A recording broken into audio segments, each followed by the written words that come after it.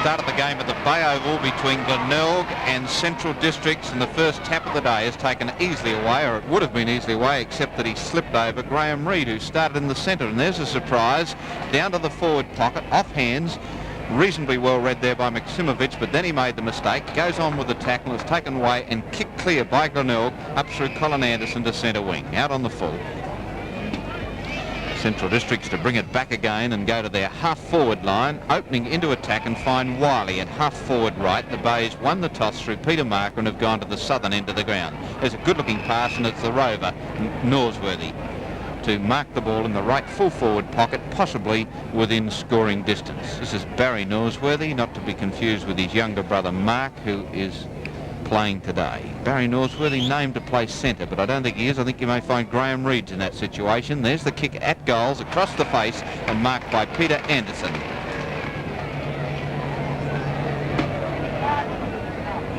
Got a Central District player standing the free kick there is Ian McKay, one of their very promising players. A strong kick from Peter Anderson. That was Graham Corns playing his 150th today. McFarlane handballed away. Back comes Graham Reid, beautifully smothered by Graham Corns. That was well done. And a long kick from him towards centre half forward. Over the head of the pack. Moore tries to knock it away. Caldwell got away that metre, gave it back towards Hodgman. He's kicked a lot of goals this year, somewhere around 50 for the Bays. So he puts it to the full forward spot. Carey is spoilt. Knocked by Cochrane to Swinstead, out towards Nix, plays for the free kick, threw up his arms and is given the free kick at half-back left. Immediately in towards the centre position looking for Norsworthy. Copping knocked it clear. Norsworthy goes back in after possession of the ball, gets tackled without possession and gets the free kick. 2-minute mark, and it's been all Centrals to this stage. Barry Norsworthy. Well, got in too close to the man on the mark, off hands, knocked down there well by Copping. Corns, as you saw, fell over at the wrong time. Marker across towards Bennett, taken by the former Perth rover. Down towards centre half forward. Phillips underneath it. That's a good mark. Strong mark by Freddie Phillips underneath the fall of the ball, and Bays taken them a couple of minutes to get into their stride, but suddenly found the open spaces in their forward line, and Freddie Phillips with his first shot at goal for the day, 45 metres out, very slight angle. Has kicked 87 for the year, 88th if he gets this one. State full forward versus state full back. It's a bad kick. It doesn't make the distance. In the front spot, taken there by Weston. Weston kicks it high. It's in the right position. Swinstead, Hodgman couldn't take it. Picked up quickly by Hodgman on towards Freddie Phillips. He's in trouble. Sidesteps very well. Angles it, and it's 1 point. Busy rover, young Hodgman, Max. He recovered well after that mark. I thought he was going to take the mark, but he recovered well, flipped out the handball to Freddie Phillips, and Fred from 25-30 metres out, just not able to steer it through the two wide posts. I'm wondering this morning when I was doing a bit of homework whether in fact he'd played the full season. He's kicked 51 goals, and it's a tremendous effort for a rover, whether he's played the full season or not. Well, that was danger. It was taken there by Swinstead, who kicked in, but went to find a teammate over there. Mark Norsworthy, but out of play and no one touched it. Glenelg 1 point, Central's yet to score. Bennett now, very acute angle. Be a great kick if he got it. Not normally a very good kicker for goals. This doesn't make the distance. Carey has it knocked away from him. Swinstead over towards Nix. It's quite good football to Norsworthy, in big trouble. Got out of it quite well. Given the benefit of the doubt. Got a push in the back. And Barry Norsworthy, one of the finest little rovers in the state, takes the free kick. Appears as though Graham Reid, who's played full forward for Centrals all the year, is at the centre of the ground in opposition to Mark. And that's the one that just took the mark, but it was the interference, and the free kick will go to Wayne Phillips. What a great effort he's put up, Graham Reid, at full forward. Surprised to see him shifted away from there, because he's kicked 58 goals in a side which is 7th on the premiership table. Bennett breaks clear. Bennett's kick is not quite there. Through for 1 point. Yes, well scouted by Bennett, read the ball well off hands, and certainly going to be dangerous for Centrals with Glenelg players. I think probably be more prepared to run throughout the game and get to the fall of the ball. Interested to know why Swinstead's kicking the ball into play, but it's not a bad kick anyway as it goes towards centre half back. Maksimovic couldn't get it. Norsworthy, whistle's gone, the free kick is there, and it's Norsworthy again, who's in everything at the moment. 5-minute mark of the first term, and this would have to be his 4th kick. Over towards young Kosh. Kosh takes the mark in the centre. Backed up well by Nix. Forwards. But it's Wayne Phillips. Now it's Rebick. Now it's McFarlane. Now it's Colby. dangerous looking move forward as Colby kicks it deep in towards the square.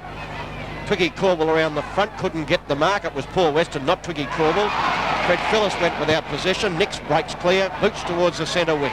In front, taking the mark there is young McClay. It's not McClay, it's Mark Norsworthy over towards Wiley. Wiley will be tackled by Marker, a good tackle, backed up though by Norsworthy. This is Barry Norsworthy, breaking clear, booting it down ground towards Bethan, got him, plays on immediately, bang, up comes the goal. Yes, full marks to young Barry Norsworthy. And Peter Bethine for Central Districts is one of 11 players who are in this side today who are under 20 years of age. Bethine himself is only 17 and in fact played in the under-17s, I understand, earlier this season. Maksimovic, marker high. Taken out there by Anderson, looked brilliant as he belted through. Cochrane back, Cochrane's mark. Great mark by Cochrane. The Phyllis out on the lead, Cochrane right behind him. They both saw the ball was going to go over heads, falling back, good mark. He's kicked towards a half-back flank. Krieg went high, Bennett rode well to marker. Bay skipper drives it in deep. Good position there from Hodgman, couldn't get there. Nixon a lot of trouble, got his kick in. McClay, good football, backed up well by Nixon. This is a good game being played at the Bay. A bad mate snake there. Picked up again by Carey to McFarlane. Johnny McFarlane's kick is under pressure. It's close. Rebick couldn't hold it. The sun was in his eye, out of play. You're quite right, Ian. It is a good spectacle in the opening 7 minutes of this game at the Bay, and despite the fact that Central Districts are 7th and the Bays are in 2nd position, the Bulldogs are playing particularly well at the moment. Maksimovic got to the front spot. Carey knocks it to himself. A casual-looking left-footer, but he knew what it was meant for. Peter Marker at centre half forward, and this is the player who means so much to the Bays in their quest to take the premiership this year, which would be their 2nd in 3 years. Beaten by Sturt last year, beat North the year before that in the grand final. Good looking shot, knocked away by Terry Moore, who has been named to play in a set defence, but I'll be very surprised if he doesn't run on the ball. Kicked away by Centrals, Julian Swinstead again to the back pocket. Hodgman got the chance for a goal, but very unselfish, put it straight to the chest, as you saw, of Peter Carey, who will have a simple shot from only 40 metres out. The opportunities come from a bad mistake by Centrals. Campbell let that ball slip through the fingers. Carey, 40 metres out, kick on its way, looks fairly good off the boot, that's straight through the middle. And at the 8-minute mark of the first quarter, the Bays score their first goal to go along to 1 goal to 8 points. Central's 1 goal, 6 points. Tardif can man the ruck, Carey to centre half forward, and the Bays will do it well. Norsworthy and everything, he got tackled rather high, taken there by Colin Anderson. Freddie Phillis, over it goes to Rebick. Rebick's angle around the shoulder is a beautiful kick. Great goal by Rebick. Just saw it happen. The quick handball by Freddie Phillis, and Glenelg beginning to play in front of their Central District opponents, and Phillis with the quick handball out and Rebick running away from goal. It was a magical goal over the shoulder, angled it around beautifully, and there was no doubt about that it was going to swing straight through the middle from the time that left the boot. So the second goal of the Bays, a minute after their first goal, so they slipped away to an 8-point lead. And at the 8-9 minute mark, Graham Reid has gone back to full forward for Central Districts. That's quite an unusual move. Tap down by Anderson was a good one. The handball blocked from Marker. Did they get into Corns' back? Yes, says umpire Schofield. To Corns. Corns, who looks sharp today, gives it to McFarlane from half forward right. A long driving kick at the goal. It looks like 6 points, and the Bay fans go wild as they bring up their third goal at the 10-minute mark, and those 3 goals have come in the last 3 to 4 minutes. Yes, 3 in the last 3 minutes, and the Bay's beginning to run riot. Back with umpire Schofield in the centre. Bethine will be opposed by Anderson. It's Anderson that got the backhanded tap taken by Hodgman. They're working out of the centre effectively. Campbell blocked that, but so did Weston block the attempt. Krieg round the corner, too slow, and the free kick will go against young Graham Krieg, and will be taken at centre half forward by the long kicking Peter Marker or Peter Carey. Peter Carey it is. Peter Carey can't kick the ball as long as Marker, but that's a good position kick. Finds Freddie Phillis on a long lead, and Glenelg have got the opportunity to boot up their 4th goal in the same amount of minutes. Still looking for that 88th goal as Freddie Phillis. In addition to that, he kicked 5 in the Datsun series this year, but I agree with the Ern Collishay in today's budget that they should not be counted if they're not for premiership points. Freddie Phillis's kick is not good. It's out on the full. Not a good kick by Freddie Phillis. That's the second set kick that he's had. The first one he hooked hooked. That one slid off to the left, out of bounds in the full. Moore back into play. Corns high. Ooh, would have been a ripper if he had held it. He didn't. Whistle has gone and the free kick is there, and it'll be taken by young Mark Norsworthy. Seems to have a habit of landing on his back at the base of his spine. I remember seeing him do that 2 or 3 times this year, Ian. Get up as high as that, Max. You've got every chance of that happening. Over to Barry Norsworthy. Doesn't seem to hurt himself, surprisingly. Not a lot of meat there to hurt. Out on the full. It's a poor kick by Barry Norsworthy. He ignored a lead into the centre by a teammate, and the resultant kick right off the side of the boot, and the player kicked in from, I suppose, about 40 metres from where the ball went out of bounds. That's the reason for the player having a second kick. Crozer playing on a half-back flank this afternoon. In towards the centre-half forward position. Knocked down well by Nix. Shark well by Hodgman. Forward. Bennett passed. Here's the opportunity. Can run into an open goal. He's got confidence. He bounces. Late instead through, and up comes their fourth. Very surprised, Bob, if the Bays don't win this one by a very, very big margin today. They are practically at full strength, where there's a free kick to Barry Norsworthy. Apparently the rule there was either shepherding or a shove against Peter Markle. Take your pick. But there's the kick from Norsworthy to the full forward spot, and that was Reid in the full forward, forced over. Handball out to Bennett. Bennett creating havoc as he goes forward. Look at him leap, but it's Freddie Phillips, the darling of the crowd here at the Bays, and he'll have a set shot from goal from no more than 45 metres out.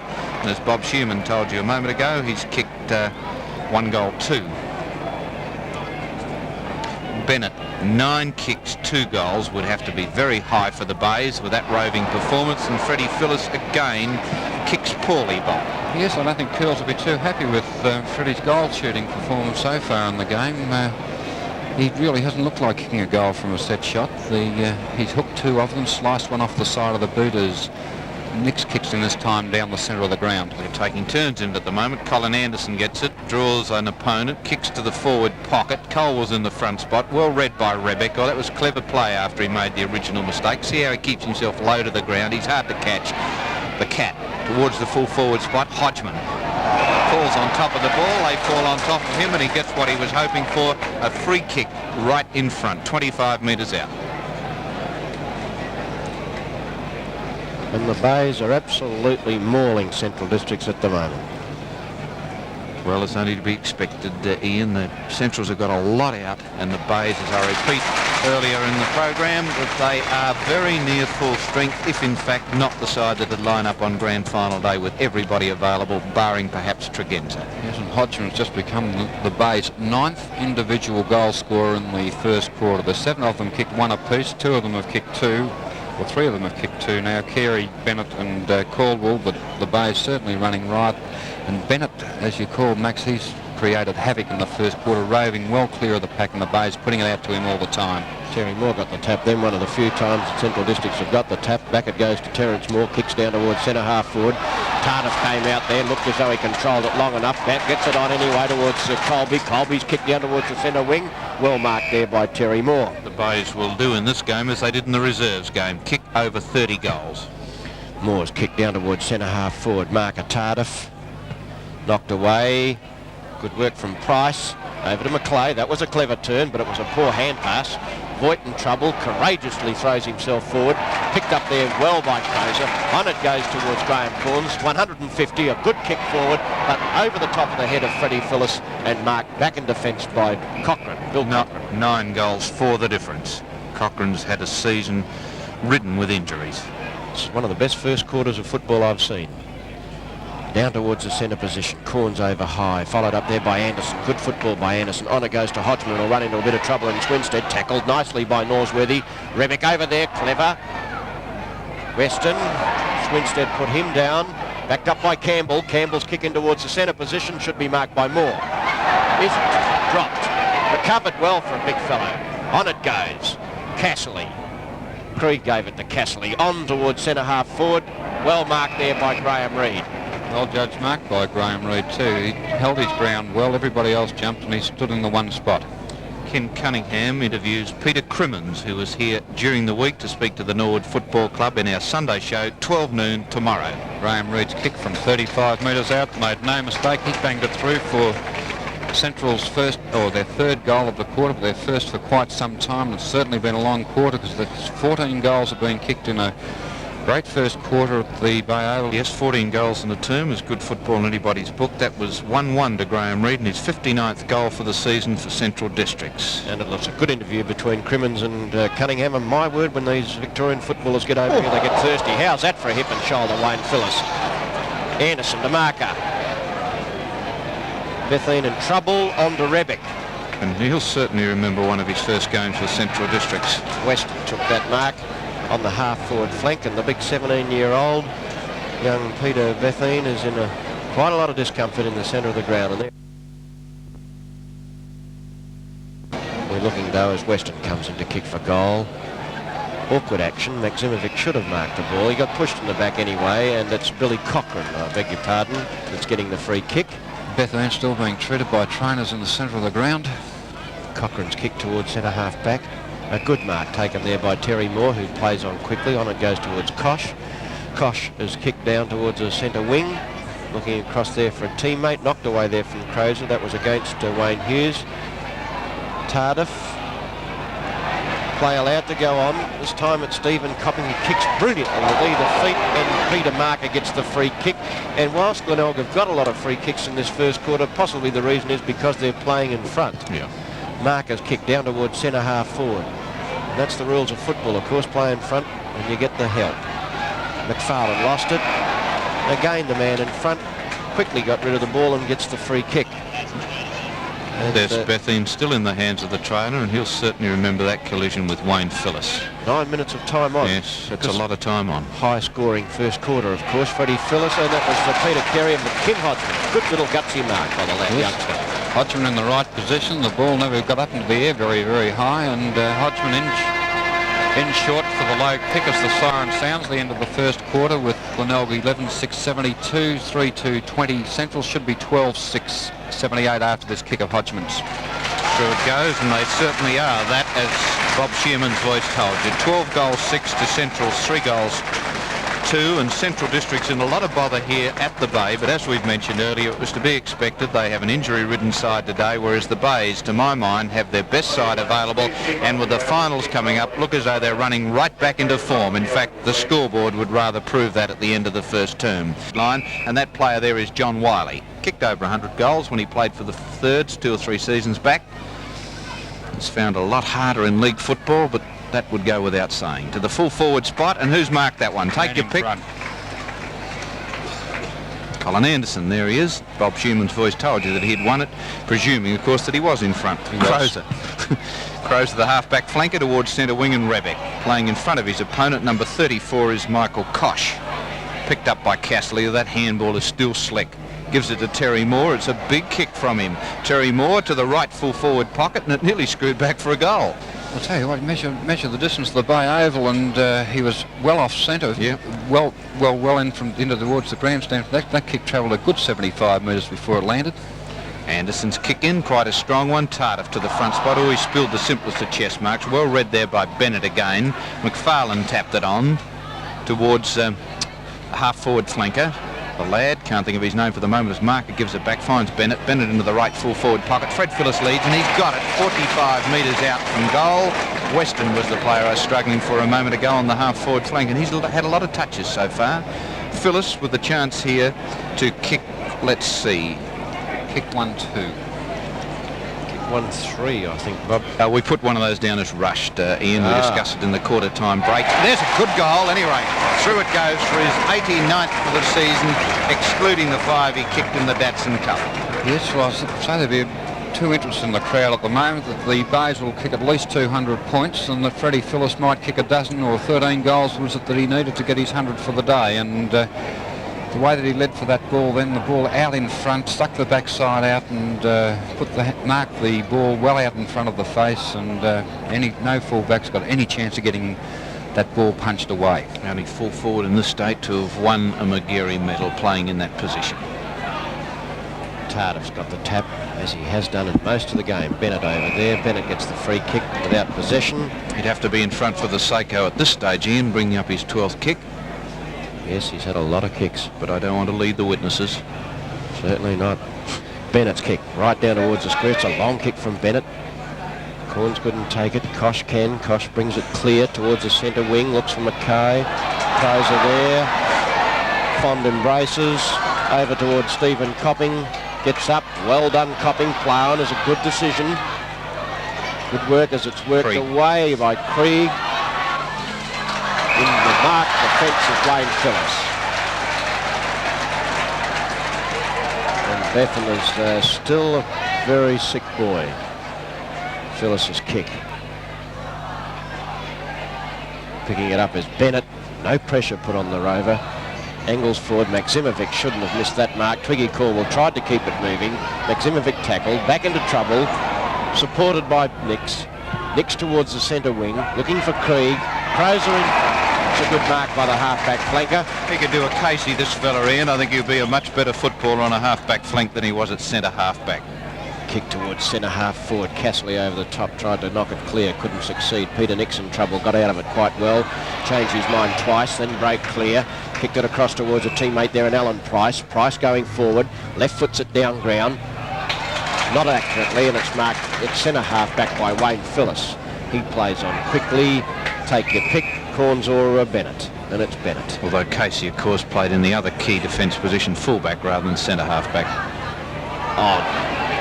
Series of hand passes, finds Rex Voigt, big booming kick down ground, and Freddie Phillis makes the easy mark. Hand passed unselfishly to Hodgman, and through it goes. Cochrane in a fair amount of strife at the moment. Limping very, very badly. Phillis set himself that mark. I don't know what happened with the Cochrane trying to spoil, may have twisted the ankle, but he's in certainly a great deal of pain, and that's the third goal on the board to Kim Hodgman, the 15th goal on the board to the Bays. And his 14th goal. And his 54th for the season, Kim Hodgman, and that's a tremendous effort from a rover in a side which has got the top full forward who has kicked 89 himself. So Hodgman certainly knows where that big opening is. Billy Cochrane in a lot of trouble. Oh, he's... Could be the reason why he hasn't been kicking out, Ian, too. I don't think he'll see the game out. Corns has kicked forward for the Bays. Hodgman again goes in towards the goals, got grabbed just at the psychological moment, but it was too low. He plays on it, equally unselfishly, looked for Carey, took it off hands, bumped by Norsworthy. Hodgman again going through, playing for the free kick, got flattened, and he'll get it too. Certainly got plenty of guts, young Hodgman. No doubt about it. Just throws himself right into the middle of the pack, right at the bottom of feet, rewarded with the free kick, 40 metres out from goal, 45-degree angle. Now here's a dangerous situation where the ball is in the forward line and Billy Cochrane lying prostrate on the ground. They want the stretcher and Schofield should stop the play. Down forward it goes. Kosh was down there, whistle is gone. Schofield holding play up now, I'd say. Yes, he is. This is what the instruction is from the umpire's board, that when a stretcher has been called for, play is held up whilst that player is taken off the field. Which is a common sense interpretation too. And there's the score. Glenelg 14 goals, 6, 90 points. Leading Central 3 goals, 3, 21 points. Kick in by Julian Swinstead. Castley in your screen at the moment. Handball's on, and there he is taking it with that left-hand pitchforked handball. They can say what they like, he's still a very clever, skillful player. It's read by Colby. Colby to the marker to the centre of the ground. Yet to find his early season form, but he's had a bad run with injuries. To Tardif, it's a big kick from the blonde giant. Goes to the full forward spot. Well read by Carey, and he's a clever player for a big chap. He read that one like the rover, Carey. There's about 6'5" of him, and right at the base of the pack where a rover probably normally would be, and took it at his toes, popped it through for the 15th goal. Cochrane being taken off the ground on the stretcher. Bad luck for Bill. And Ian Cochrane, captain of the Central side, but the Bays are marching on relentlessly. 15 goals, 6. They've kicked 3 goals in the first 7 minutes of the second quarter. And Ian Aitken indicated that that ball was palmed down intentionally to Carey. Terry Moore got the tap, taken by Corns, given plenty of time to get rid of the ball. Anderson coming through, bounces his way clear, gets in trouble, got out of it brilliantly on towards Crozer.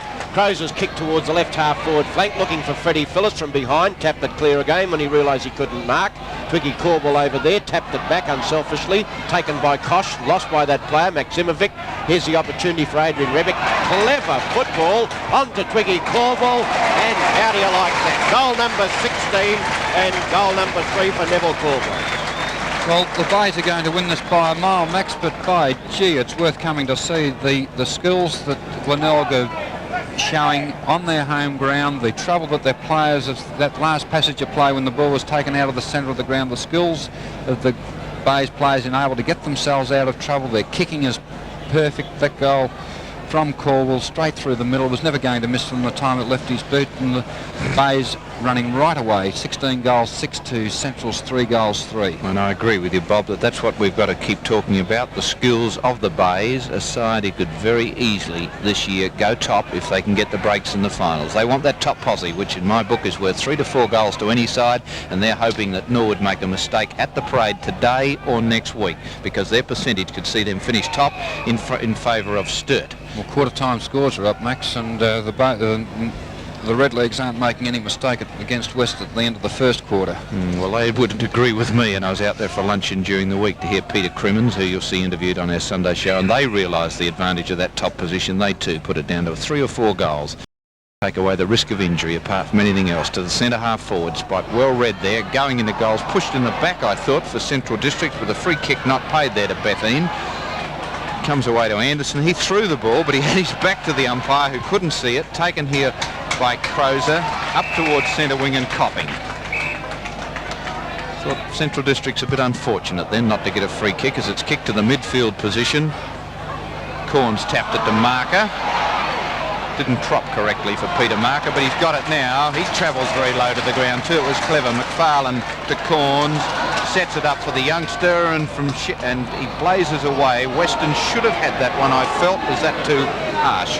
No, I thought he should have had it, Max. Had all the time in the world. The handball by Glenelg was perfect. They've set the loose man up, or they just haven't set it up. They've had it going from about 5 minutes into the first quarter, but the handball was perfect. The players in perfect position, and young Weston had all the time in the world to steer that one through. 11-minute mark, second term, and already the Bays have got half of that 30-goal tally that we tipped they'd make in the first term. Colby pursuing his opponent right down the ground there. The throw in on the far side. Repeating that today the Tigers chasing percentage here at the Bay Oval and doing it well, playing crowd-pleasing football.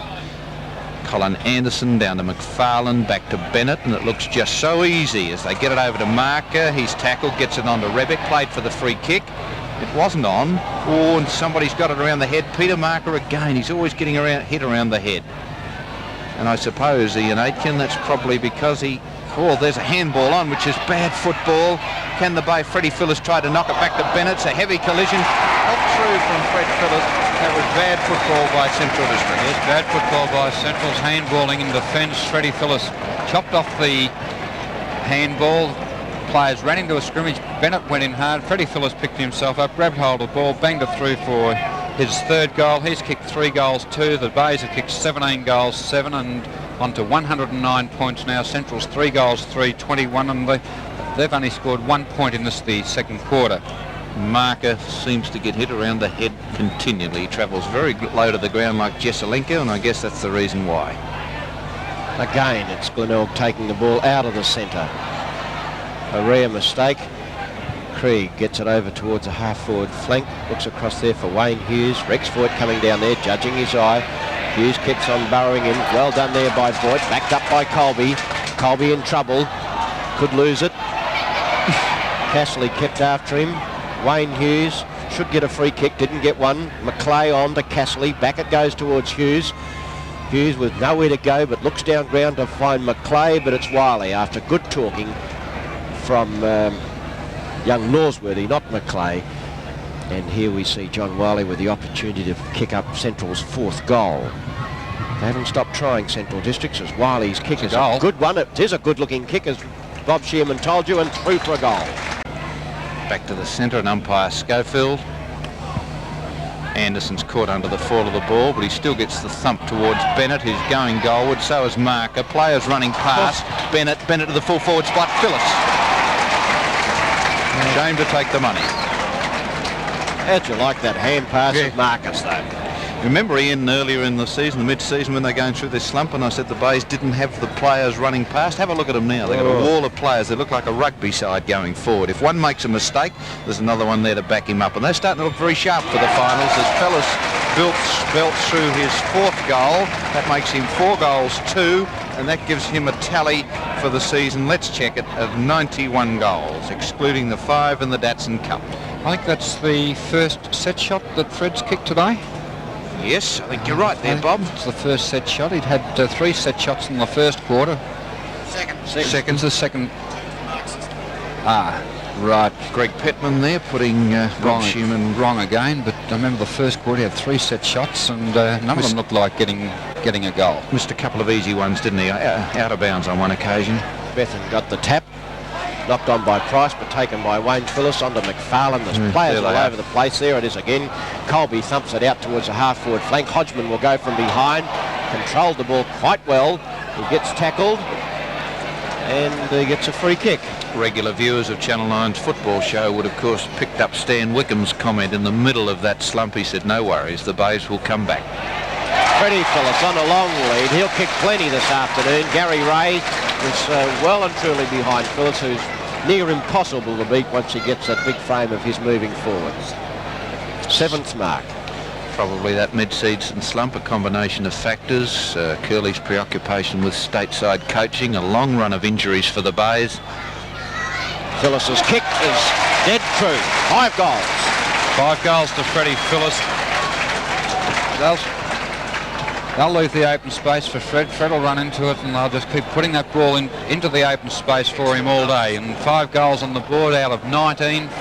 16 minutes into the second quarter, and what was the first quarter went for, what, 34 minutes or 35 minutes the first quarter, and I can just about see this second quarter going just as long because the Bays have added 7 goals 1 in this quarter to Central's 1 goal 1, and still only 16 minutes gone. Fred Phillis, Anderson to Marker to full Phillis. Watch Phillis. Is he being hung onto, or is he hanging onto? Maksimovic from the side. Corn snaps through for a goal, but umpire Schofield is going to recall and give the free kick to Fred Phillis, as Bob Schumann's voice told you. And he has had 4 kicks for this quarter, 4 goals. Here is his 5th kick for the quarter at the 16-minute mark. 5 goals. The 6th goal to Freddie Phillis. That's 8 goals for the quarter in 17 minutes, so they're scoring at a rate of a goal every 2 minutes, or just over every 2 minutes. And the first quarter they kicked 12, and that average was about 1 in every 3 minutes for the first the length that the first quarter went. So the Bays certainly putting on plenty of goals. And if we're giving a Seiko watch for a quarter's effort, which we're not, Phillis would have to be very high. 5 kicks in 17 minutes of football for 5 goals, and it should have been 6 because he most unselfishly knocked it onto Hodgman to give him a sitter in the goal square, which equally well could have been kicked by Phillis. A goal every 2.13 minutes as Marker is in the centre of position. I made it 2-1-4. Yes. We've got the electronic brain of Ian Kenneth Aitken. Lawsworthy behind there, gets the free kick, he drives it down towards centre half forward. Colby underneath it, and Colby a good, strong, gutsy mark. He never lost control of that ball, even though Wiley came in hard. On it goes towards Wayne Phillis. His kick down towards centre half forward. Carey. Oh, gee, Glenelg can't do anything wrong at the moment. On it goes again. Freddie Phillis up in the air, knocked it down trying to find Rebick. Twiggy Corwell there. Twiggy Corwell has a shot at the goals, and this time a mistake. And the only time that Curly has had to use the runner in this term was to have a few pleasantries with PC Colby. Makes the score at this stage with Glenelg 97 points in front. Or Could kick 40, that's what you're going to say? Sorry, 101 points in front, and I don't think I've ever known a buzz of excitement so early in a game as what's in the Glenelg crowd this afternoon. Winstead brings the ball back into play. McFarlane on, looking for Marker. Marker on towards a teammate and Paul Weston. Weston around the corner, looks out here towards Vic Tardif, and a person could be accused of being biased as a result of the Glenelg commentary today, but it's because Glenelg have got all the play. Watch Corns. Couldn't take the mark, but Freddie Phillis is there. Well, I suppose I'll be accused of climbing on the bandwagon, but I looked at this game hard this morning and I thought, now the Bays could kick a record score here today at the Bay, and I think they will. They're 21 goals already if he kicks this one. We're only at the 18-minute mark of the second term as he steers through his 7th. Central Districts have a badly depleted side injury-wise. The Bays look fiercely sharp, and my guess is that they could break the goal-kicking record for the state today, which stands at approximately 34 goals, 32 odd. I'll check it for you in a moment. Comment Bob Shearman. Yes, well, they're certainly heading that way. The Bays are they're going on a complete goal-kicking rampage. 21 goals. We've still got 5-6 minutes to play in the second quarter, plus the time on, and there'll be, well, would have to be another 6 or 7 minutes at least of time on, so they've got another 13 minutes of this quarter. And how do you like that? I reckon I just saw half a grin on Neil Curley's face. No, indigestion. Yes, it's true. Marker taking the ball away from the centre position again, drives it deep in towards centre full forward. Freddie Phillis on towards Rebick. Rebick straightens up and through it goes again. The Bays have gone out for 22 goals, 8. Central Districts 4 goals, 3, but it's a good game. Yes, it certainly is a good game, Ian, because just to watch the Bays go into attack, they're just mercilessly killing off the Central side. Central's got no answer. Their players are completely nonplussed. Second goal, I believe, that one to Rebick. Yes, the second goal to Adrian Rebick. Stood at the bottom of the pack. The crowd roared for Freddie Phillis to take the mark. Rebick took it offhand, said thank you, straight into the open goal. Back in the centre again, and it's Tardif that got the tap. Norsworthy stems the tide as he thumps it out towards Wiley. Back it goes, looking for Norsworthy. Couldn't find him. Back goes in John Wiley courageously, but Schofield will bounce again. 20 minutes. And the Bays have added 10 goals so far in this quarter. But this time it's Bennett. Marker, look at that courage. Oh, I don't blame him. He had second thoughts there. Found himself in trouble. Price is kicked down towards the forward position. And a good mark taken down there by young Mark Norsworthy. Norsworthy plays on, looking across from Maclay. Finds his brother Barry, who runs into trouble in Wayne Phillis. A good effort there by the Central boys. Voigt's tackle on him was too high, and Rex Voigt will get a free kick from centre half back. Voigt kicks forward. Marker again in front, and he's been awarded the mark. Shade luckily. Handballs on towards Bennett. He'll go on towards Copping, who will be tackled. He's in trouble. Good call there from Schofield. Play on. Kosh down. Kicks, tries to find Norsworthy. The bigger Tardif was too good then. On it goes towards Figgy Corbell. Couldn't quite get there. Alfie Roberts in danger of being run over, but the ball out of play. I'll give you the statistics on higher scores in a few moments, and I believe it's in May last year. And young Maclay in trouble as Casserly gets the tap back over Bennett. Oh, clever football, Greg Bennett. On it goes. Tries to find Rebick. The tackle was high. Rebick appeared to throw the ball. Weston taps it clear. Krieg's over there. Weston in trouble, and Schofield to do what? And young Maclay Dislocated the finger? Either the finger or the forearm. Oh, forearm. That was a Central's move forward, but taken by Tardif, who plays on to Wayne Phillis. He sidesteps, straightens up and kicks it deep. Tries to find brother, but Kim Hodgman in front of the pack has taken the mark. It May last year, and they are the latest statistics I have on high goal scoring. North Adelaide have the highest goal-kicking tally in South Australia at that stage. In 1972, they kicked 34 goals, 22, 226 points against South, 6-12-48 in the 7th round at Adelaide Oval. That was in season 1972, and the way it is going at the moment, 2 minutes away from the time on period here at the Bay, Glenelg 22 goals. They would have to be about 3s on to break that record at this stage. The kick from Swinstead, as was a result of Hodgman's miss, has been marked by Anderson. Colin Anderson drives it in deep. Freddie Phillis backing around the pack. Maksimovic did well over the top of the pack to knock that ball through for a behind. Incidentally, Ian, on the three highest scores in South Australian football, South have been on the receiving end on each case. The next highest, a game which I saw back in 1959, West 33-23 defeated South Adelaide 6-10. I remember that game well, calling the match for 5K with Tom Warhurst, and that was a long day at the Adelaide Oval in 1959. Swinstead's kick out towards a half-back flank. Leaping high was Corns. The whistle has gone, and it's a Glenelg free kick, and it'll be taken by Peter Carey. Carey kicks forward. Rebick in front, and that's a good mark there to Adrian Rebick. Bounding in front of his opponent there in young Kosh, Michael Kosh. The third highest tally in South Australian football, West Torrens 34-15. 219 points defeated South Adelaide on the receiving end in 3 occasions there. 14 goals, 8 at Adelaide in 1950. Rebick makes a mistake, 1 point. So just repeating, North hold the record for the highest score in league football here, and that was the situation at May 74 last year, unless there has been a higher score kick since, and I certainly can't remember it. North Adelaide 34-22. Ian, Bob, can either of you remember anyone topping that in the meantime? No, I can't, Max. Been a couple of 200-point scores, but certainly can't remember one higher than 34-22. I think there might have been. I think Norwood might have done it early in the year, which we covered against North Adelaide, as it comes off hands. Taken by Campbell. Campbell kicks towards the centre wing. Colby over there bounding the ball towards the line, and in fact it's out of play. Out of play, out of sight of the oval. Glenelg 22 goals, 11 lead Central's 4-3. The throw-in on the far side with Terry Moore, who perhaps at this stage wishes he'd stayed in Melbourne, but not seriously. You've got to expect these type of defeats, young sides, particularly when you're playing a team that played off in last year's grand final and who I think will play off in this.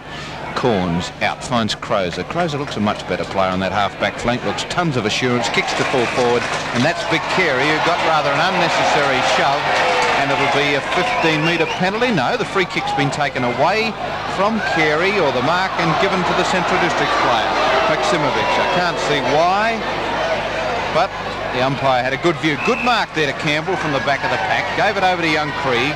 He streaks through at centre wing. Crozer trying to pick him up to the full forward spot. Or Wiley nearly plucked that one out of the clouds. Pushes it out, finds Norsworthy, gets it over, finds his teammate, bangs it up at the goal, but it's offline for 1 point from the boot of Bethune, and that would give him a tally of 1-1. Max, I'm just having a quick look through the budget for the results this year, and the highest score that I can see is 30 goals, 26, which was kicked by Glenelg against Woodville on June the 26th. What's that, 30? 30-26, that's the highest score I can see for this year. Peter Anderson brings the ball back into play, taken by Copping. Back it goes towards Hodgman. Hodgman kicks around the corner, down ground looking for Weston. Couldn't control the ball, but taken off hands there by Johnny McFarlane. Over towards Marker, and Marker is within kicking distance, even though he's some 65 metres out. No, well, that's only 206 points, Bob, so it would mean that still that score of North at 226 would stand. Marker got in a bit close to the man on the mark. Down forward it goes. Phyllis couldn't take the possession. Swinstead can. But here's trouble for Central Districts. McFarlane got it over towards Rebick, in trouble, got out of it very well, keeps on going after possession, taken by Weston. Weston over the top, over towards Carey, and he meant that. Geez, cool, this kid, young Weston. And Peter Carey, point-blank range. I'd make the statement now that Glenelg will beat that highest score here today. Now, Ian Aitken, do you want to disagree with me now, or I don't want you climbing on the bandwagon later? Peter Carey's goal goes straight through, and Glenelg bring up their 23rd goal. And will they, in fact, create a new record? Oh, heck, they've certainly got the opportunity. 23 goals, 11 to 4 goals, 4. They're a darn good side, and as we said earlier, they're back to nearly full strength today. Rawson's out, but it'd be line ball between he and the player that's replaced him. Moore, that's only my opinion. Neil Curley wouldn't necessarily agree with that, but just at the moment he's nearly falling off the bench laughing. If you can believe that, you can believe anything. Chris McClay from the midfield position towards centre half forward. Wayne Phillis. Long handball. He knew somebody would be running. Crozer was. He tapped it on, found Copping. Copping's one of Ian Aitken's favourites towards Peter Market. There's another one of his favourites getting it on. Down to Anderson. Anderson gives it to Colwell. Colwell with a little left footer. Pops it into the forward pocket. From the back it was nearly Fred Phillis. Carey to Bennett. You can put this one down. That's a point. Well, the crowd thought it was a goal. I thought it was a goal from here, Max. That they must have been right over the top of the goal post. And the 18th kick by Greg Bennett. He's kicked 2 goals too. The Bays have kicked 1-5-0. It took a right-hand turn from the moment I said you can put it down. Did you notice it in mid-flight? Swinstead brings the ball towards the half-back flank. Good mark there to Terry Moore. Who was it was after him, Ian? Hawthorn, was it? In Melbourne? North Melbourne. North Melbourne, that's right. His kick towards the centre wing. Wiley drops back behind, couldn't take the mark though, put himself in a good position. Colby put himself in an even better position. There's confidence, he's bouncing the ball. Backed up here by Anderson. Anderson streaking forward, drives it deep looking for Twiggy Cornwall. In front, good spoil there by Maximovic. Well played there from young Krieg who ran into trouble. Twiggy Cornwall got out of that brilliantly. Over to Anderson, he's in trouble but still got the hand pass in, but taken by Krieg. Good play there from Central Districts. Here's the opportunity for Stephen Copping. Over towards Big Tardif. Tardif steadies himself. On towards Corns. Corns in trouble. Picked up by Krieg. Good shepherding there by Ian McKay. Central Districts work it over towards Wiley. A bad mistake, but brilliantly picked up by Casserly. On to Norsworthy. Great play. On again to Mark Norsworthy. Here's the opportunity for Hughes. If he gets it, it's good football. It certainly was good football by Central Districts. Terry Moore for Central Districts, Tardif for the Bays, and Tardif appeared to get the tap down to Hodgman. Corns went without the ball, picked up by Moore. Moore making his presence felt, kicks to the full forward spot. Well spoilt by Peter Anderson. Crozer came confidently to the ball, knocked aside however. Bethan, who copped one early. Handball's out, it was clever football. Tony Casserly snaps it up for the goal, and that was a good goal. Yes, good goal by Casserly, and the 6th goal on the board, so they've now equalled their first quarter score by adding 3-2 in this quarter. There's coach Tony Casserly, and I think Tony would have been a little bit upset by the fact that Central Districts advertised for a coach whilst they still had the chance of making 5th position, and I'd imagine that their effort against Port Adelaide last week was a result of that advertisement, the players wanting to show that they were behind Tony in his efforts to get them into the 5. He played 152 games with East Fremantle. In 1970 and joined Central Districts. In 1972 appointed coach and took them into the preliminary final, which they lost to Port Adelaide by 6 points. And here's one of his charges in Peter Nix bringing the ball away, kicks it over towards Price. Price stood his ground very well, recovered well. There's 3 Glenelg players against him. McClay knocked it clear. Terry Moore, wasn't a good hand pass, taken by Crozer. Quick as a flash he got that hand pass over towards Copping. Copping in trouble, but he got out of it well. Series of Glenelg mistakes being made at the moment as Anderson's over there. On to Crozer. Crozer kicks for distance. Looking down ground for Peter Kerry. Behind the pack was Weston, and behind the pack is Swinstead. That's a bad hand pass. It's found Caldwell. Caldwell over looking for Marker. In trouble, taken by Swinstead. Good football. Swinstead's kick over to Casserly. Casserly steadies play for the moment. Kerry's over. Corns was over the mark. Casserly's kick down ground has found Wiley. Good mark by Wiley. Had the player coming straight at him. Kept the eye on the ball. Good mark. Wiley goes for a kick towards centre half forward. Anderson over the top, taken by McFarlane, pushes it out, looks to find Greg Bennett. He can't get the hand pass in. The ball was held to his chest. No doubt about that. McFay not happy, but it was a fact. Umpire Schofield couldn't make too many mistakes today. It's too good a game. It's an umpire's dream, Ian. Colby kicks the ball clear. Central Districts, though, haven't stopped trying. Crozer's over there. In pressure. Copping. Anderson. Anderson kept under pressure but got the kick in, and Adrian Revick takes the mark against young Koch. Across the ground, says Neil Curley, and that's just where it's gone. Peter Marker over there. But taken there by Norsworthy. Good football to Price, to Nix. In trouble. High towards centre wing. Casserly Copping. Casserly to take the mark. He plays on. He's put his teammate in trouble. And little Copping comes clear. Boots the ball high. In the area of Rebick, the man in front, Terry Moore. Big long arms. Even if they do lose today, Central Districts, which looks most likely at this stage, they can still make the 5 if North and West both lose today, which seems probable. Tardif played on quickly to Bennett to Marker. That's a Peter Marker mark. Central Districts have a better percentage in North Adelaide, in fact, who are in the 5, 1 game ahead of Centrals. Marker goes for distance, and it's plenty of distance too. That's 65 metres. Off hands, here's the opportunity. Graham Corns looked for a teammate, couldn't find one. Kicked off the ground by Campbell. Good defensive football as it goes out towards the line. Greg Bennett's over there. The tackle was high. He's in trouble. Can't control the ball, can't get possession of the ball, and Schofield will give the free kick away. Actually, these latter stages of the time-on period haven't been productive for the Bays as far as goal kicking is concerned. Norsworthy gives it to Nix. Nix has done reasonably well. His kick comes off the side of his boot towards centre wing in front of the stand. Wiley overran the ball. Wayne Phillis towards Copping. Copping's a pretty slick customer. Usually tries to find a Guernsey and does so. A brilliant slick fieldsman mark from Graham Corns. Beautifully placed kick by Copping then, right out in front of Corns. Back to Copping. Copping running in towards the goal, little left footer. He saw the Guernsey, Hodgman, and he was called to stay down by Phillips. Played it on, gave it to Rebick. Rebick tries to play for the free kick. A handball out to the side to Hodgman. Maximovich barged into his back, and Hodgman will get yet another free. He specialises in this and have a set shot from only 15 to 20 metres out. Yes, well, the Bays have added 11 goals, 6 in this quarter so far. They kicked 12 goals, 6 in the first quarter. Centrals have kicked 3 goals, 2 in this quarter, and they kicked 3 goals, 2 in the first quarter. So a goal from Hodgman will probably put it in the unusual position that both sides have added exactly in the second quarter what they kicked in the first quarter. Assuming the siren goes, which it must be very close, Bob. 40 goal. The goal to Kim Hodgman, his 4th goal. He's kicked 4 goals, 1, had 14 kicks in the first quarter. Bayes completely in control of this game, but by gee, what a game it has been to watch. Peter Crimmins will be interviewed by Ken Cunningham in our noon football show tomorrow.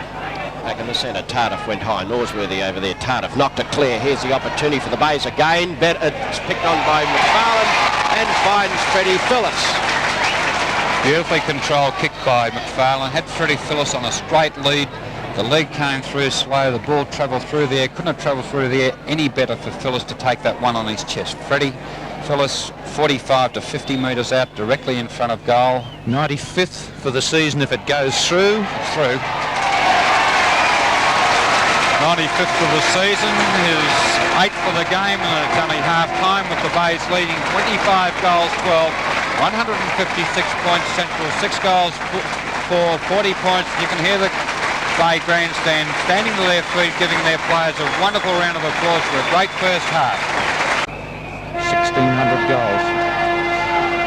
Start of the third term here at the Bay Oval in the match between Glenelg and Central Districts, in which Glenelg need percentage to have the slim chance of grabbing that top spot if Norwood make a mistake.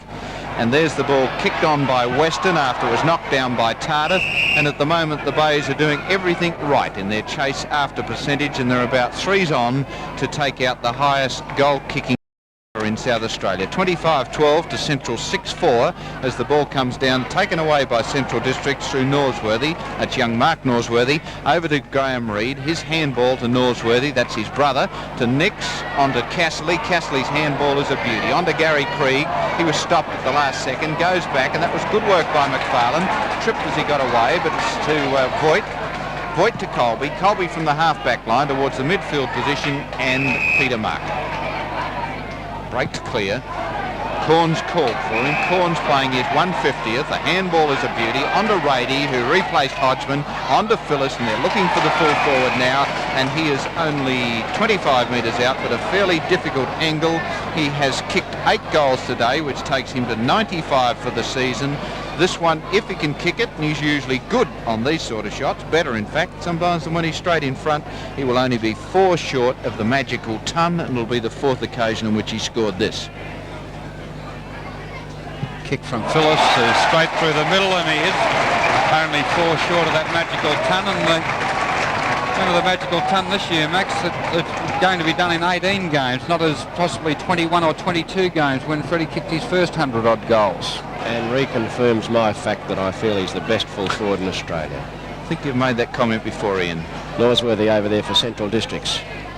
Backed up again by Norsworthy. That's good football from Central Districts as Bethan takes it forward, looks across there, and marked in defence by Colin Anderson. And when the youngsters do get going, invariably it's Tony Castley who starts it off with a string of handballs. Anderson's kick towards the centre wing, taken across there by Kosh. I say this about Central Districts, they haven't stopped trying all day long today. Reid on, taken by Price. Price is kicked down towards the square. Off hands, Wiley down there for the Dogs. Snaps, could be close. It's a beauty.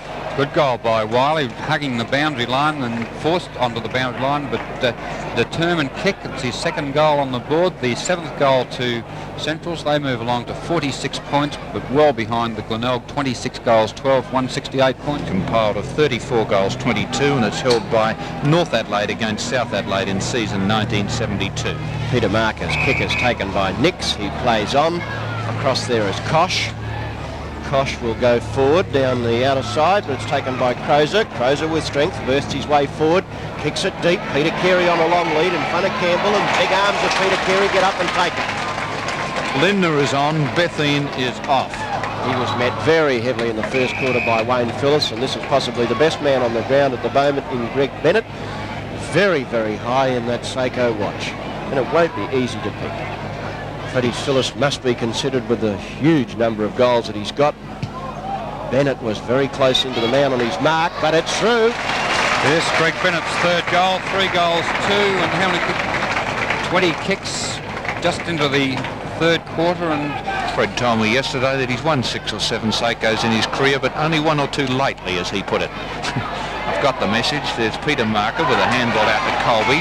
Colby with a short one to Corns. Corns is playing well today. Gets it onto McFarlane. He tapped it on towards Bennett. Coming through and spoiling this attack is the player who's just come onto the ground, I think. Lindner, yes, number 54. Bennett again towards McFarlane. The whistle is gone. And the crowd are incensed. You'd think that the Bays were a point down in a grand final. Of course, they realise that Glenelg, if they can improve that percentage today, and they will improve it, have the chance to go top if Norwood make a mistake.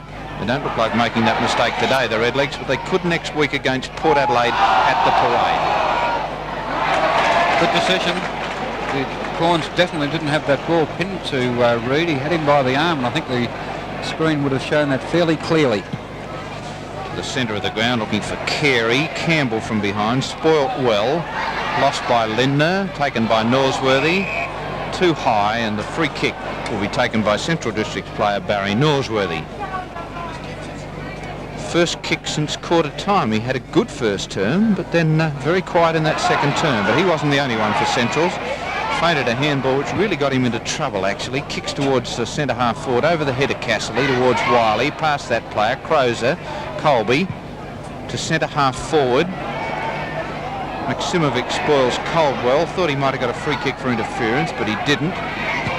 Kicked away by Centrals to centre wing, and this lad's done quite well, number 27, Graham Krieg. Not on this occasion. That always puts the moz on if you say anything like that. Taken by McFarlane, kicks towards centre half forward. Campbell, who started very nervously, playing better now, kicks to the half forward line and marked well in this position. Price it is. Haven't seen a great deal of him today. Into the forward pocket and marked here by his teammate, number 30, in Ian McKay. He's had a quiet one, the youngster.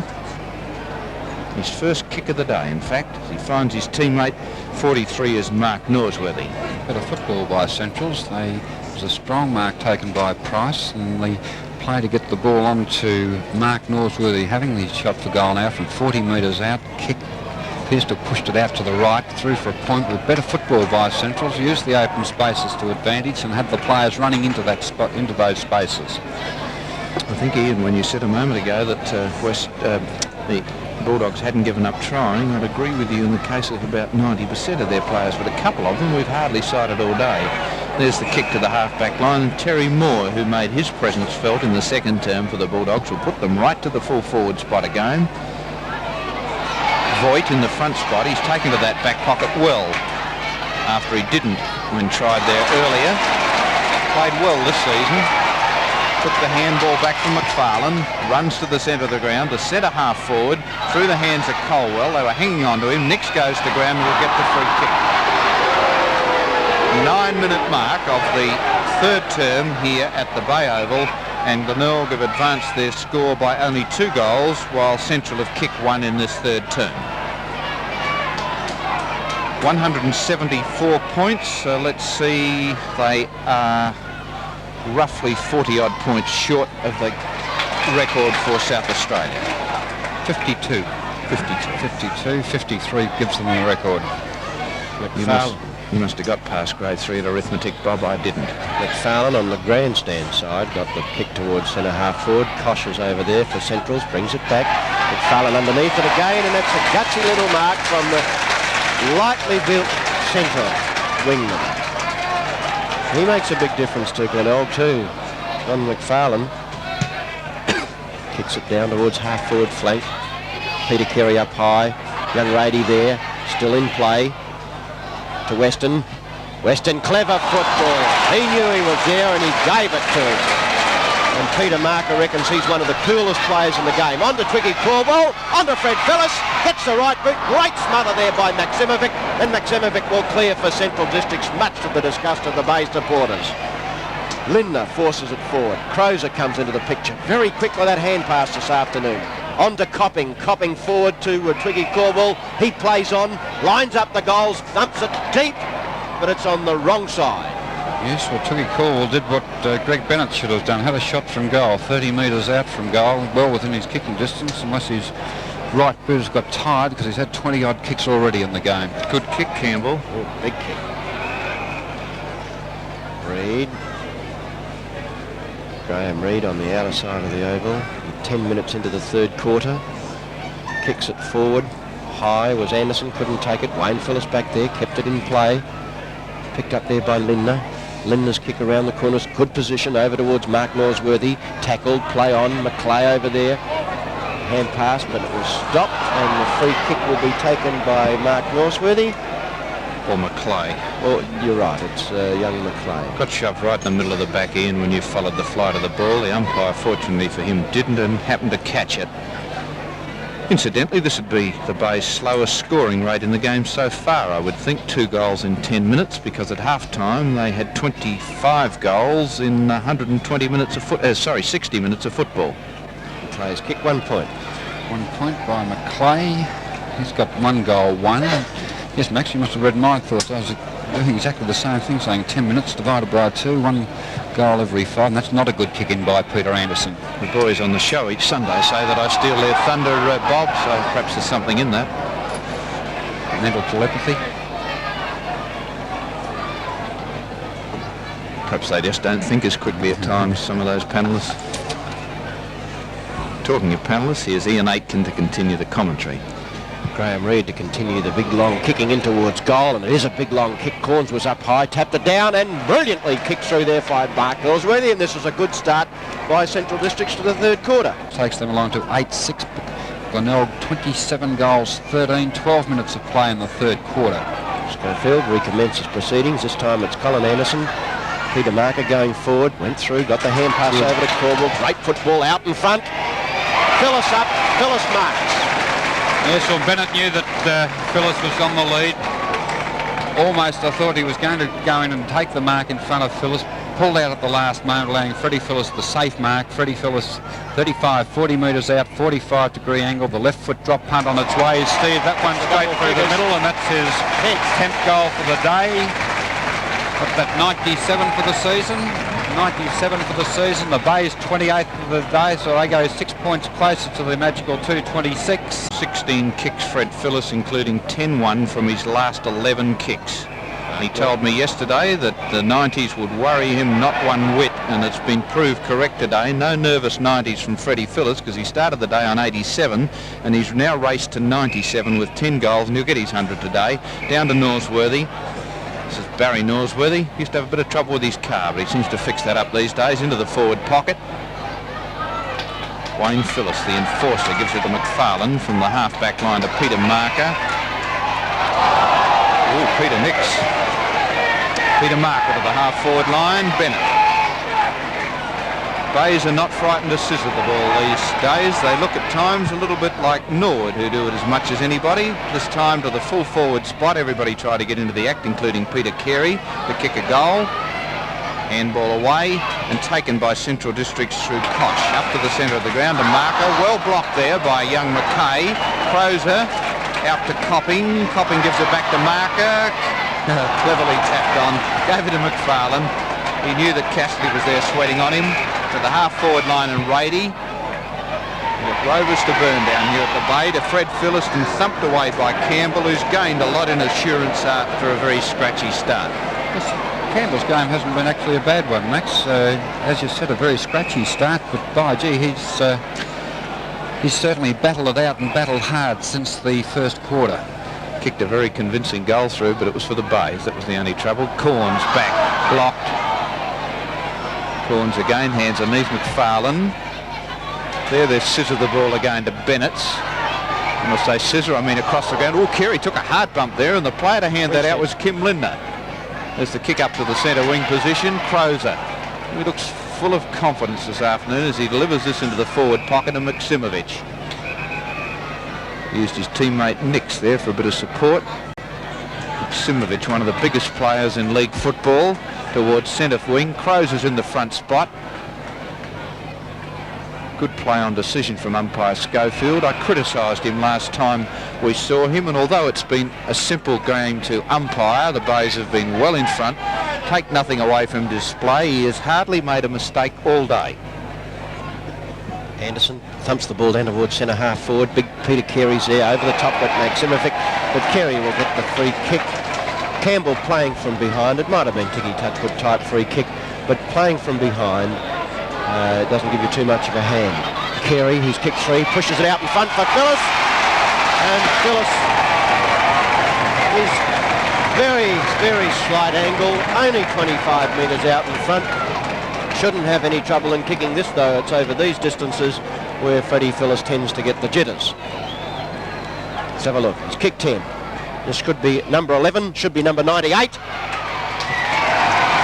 point. 1 point by Freddie Phyllis, and the Bays, no doubt in their minds, I don't know whether they want the record or whether they want Freddie to get his 100 goals, but for mine it's Freddie's 100 goals to get it up and out of the way before the finals come up, and he's only got 4 more to go.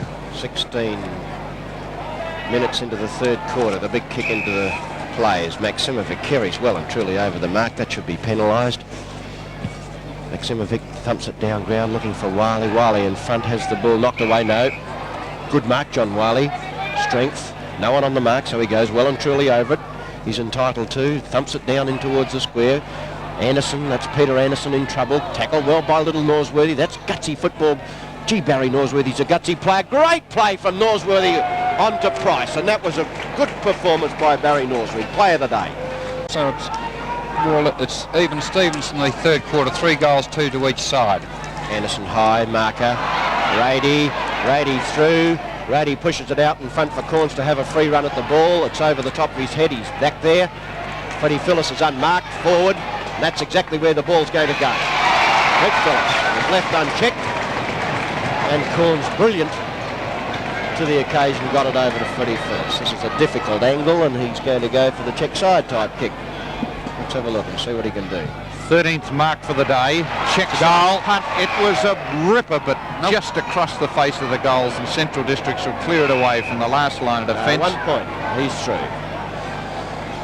I thought that ball had called a goal, and the way that the umpire made the tracks back, that ball swing would have stood on its end at the last minute. Just didn't get the back screw that as much as what Freddie would have liked, and only 1 more point to the Bays, 1 more to Freddie Phyllis. Takes his personal tally on to 10 goals for the Bays to 28-15.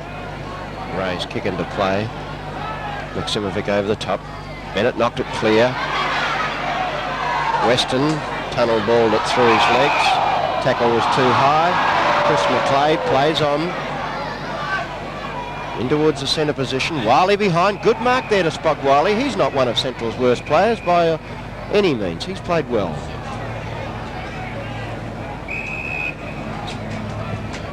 Not a good kick though. This has allowed Corball to drive the ball forward to Crozer.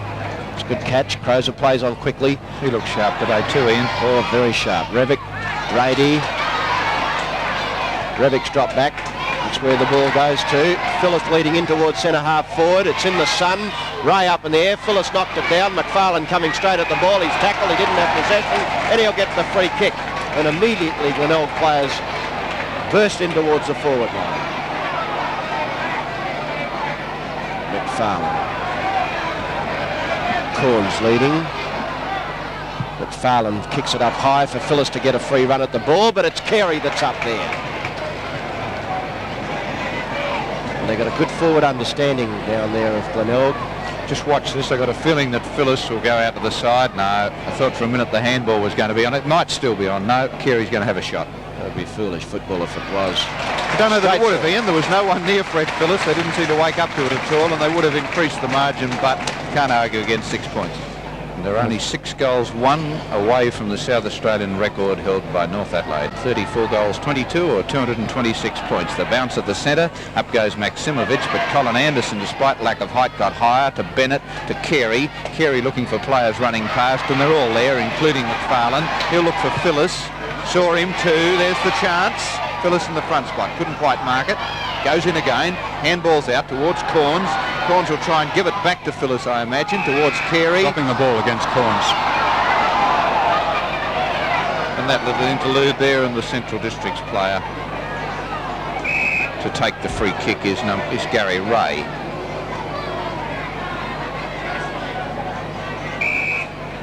Came on as a reserve.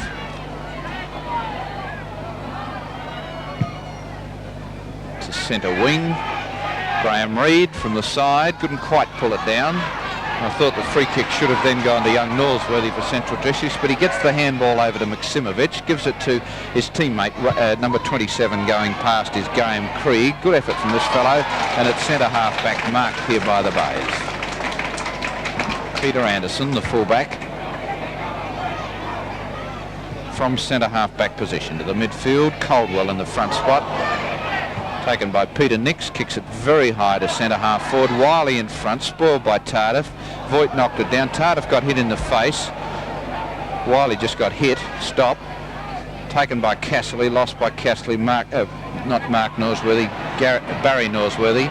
Tardif must have gone close to getting a free kick. Has in fact got it. It's on the far side. Goes to centre wing to Copping. Gee, controlled that well. It was a good handball too, over towards the half-forward flanker, former North Adelaide player.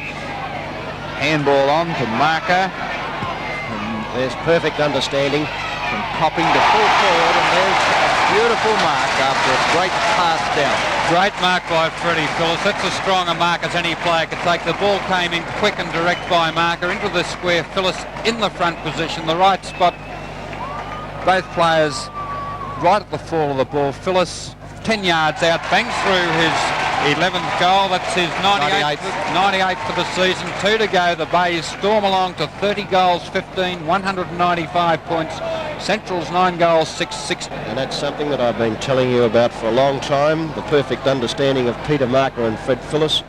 Phillis said he wasn't leading, told him through signal, stop back, and that's where it went. And there's Peter Marker, captain of the Glenelg side. 2 integral players for Glenelg. And away goes Anderson again. On towards Carey, backed up, supported by Weston. Weston's kicking towards the left full forward pocket. Freddie Phillis. Well, this is an incredible game. One that has maintained everybody's interest, even though Central Districts are being hopelessly beaten. They haven't stopped trying, and it's a great credit to the players of Central District. But of course, look at Glenelg. Freddie Phillis's kick is goal 99. 1 to go. Goal number 99. 12 for the day. As Ian told you, goal number 99 is 12th for the day, and well, if you thought for a moment, I think the only thing I can think of is feeling a little bit sorry for Gary Ray, thrown into full back when Bill Cochran was forced off the ground early in the game with an ankle injury, and have to chase after the number of 19 all day long, because there's nothing any full back could do the way this ball's being passed into Phillis. 21 goals, 9 the difference as it's taken by Bennett to McFarlane. Listen to the Bay crowd lift. Marker has a look, sees Phillis, bang, straight under his chest, and could have hurt his ankle when he came down then, but he's okay. Landed a little bit awkwardly, but he's a fair way out, a good 45 metres. If he kicks this, it will be his 100th goal for the season, and will be in fact the 4th occasion on which he's kicked 100 goals or more. He's won the McGarry medal in full forward position. What more can you do? Make it work. And look at the kicks come onto the ground. Yes, well, 100 goals for Freddie Phillis. Congratulations. The only Centrals, they haven't tried to cut the lead out at all, though, Max. They've let that open space go. Neither of the half-back flankers or the back pockets trying to play in front of the ball when the ball is obviously going to be passed to him. Haven't been getting in there to try and cut off the pass. The full-back hasn't got any hope because he's just chasing the number all the time. But a wonderful effort by Freddie Phillis. 13 goals today. That's his 100th. Kids have come from everywhere all over the ground, and be another 2 or 3 minutes before the play will resume. And Ian Aitken will be approaching Fred Phillis immediately after the game to see whether he'll join us in our Channel 9 football show tomorrow in recognition of that fine performance of kicking 100 goals that's the 4th season in which that's happened, although I understand, reading Ern Collishaw in the budget this morning, that on one of those 3 occasions goals were credited which were not for premiership points. That's earlier back in the program, of course, but for this year. But of course, Freddie Phillis there has kicked 5 goals. There's Neil Curley, his coach, laughing his head off. Neil. He actually had a wry smile on his face just before the camera grabbed hold of him. I was saying Freddie Phillis has kicked 105 this season if you include the 5 in the Datsun final. And away they go. They're still pouring on this attempt to get goals. Bennett's kicked down towards Peter Marker. Peter Marker plays on immediately, drives it down looking for Weston. Weston close to the line but keeps it in play. Phillis still hungry for goals, and that's in the area of where he is. Off Hampton, there's Phillis again over towards Bennett. Bennett supports his team mate over there and Copping. Copping straight through an opening, ran into trouble. Bennett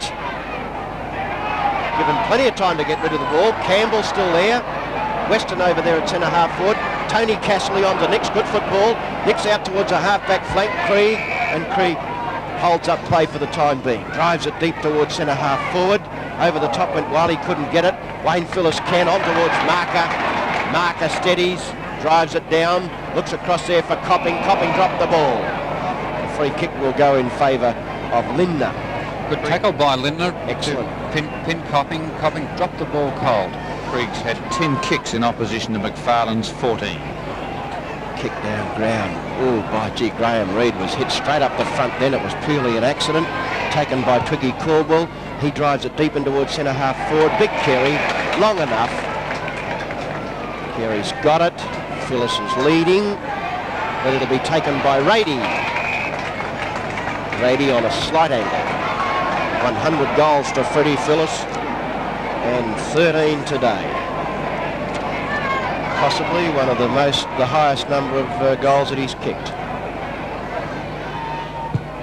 Certainly high in the offline, 1 point. Much discussed. Not a good kick by Darryl Rady. Didn't seem to put the leg through the ball, and the Bays chasing the 34-goal, 22-goal record, and they're exactly 3 goals short of it at the moment. And we'll bolt in, seeing we've only had 3 minutes of the time on period, and it backs up our comments in the first term that we were going to see a runaway win today for the Bays, although we didn't think it was going to be this much of a runaway.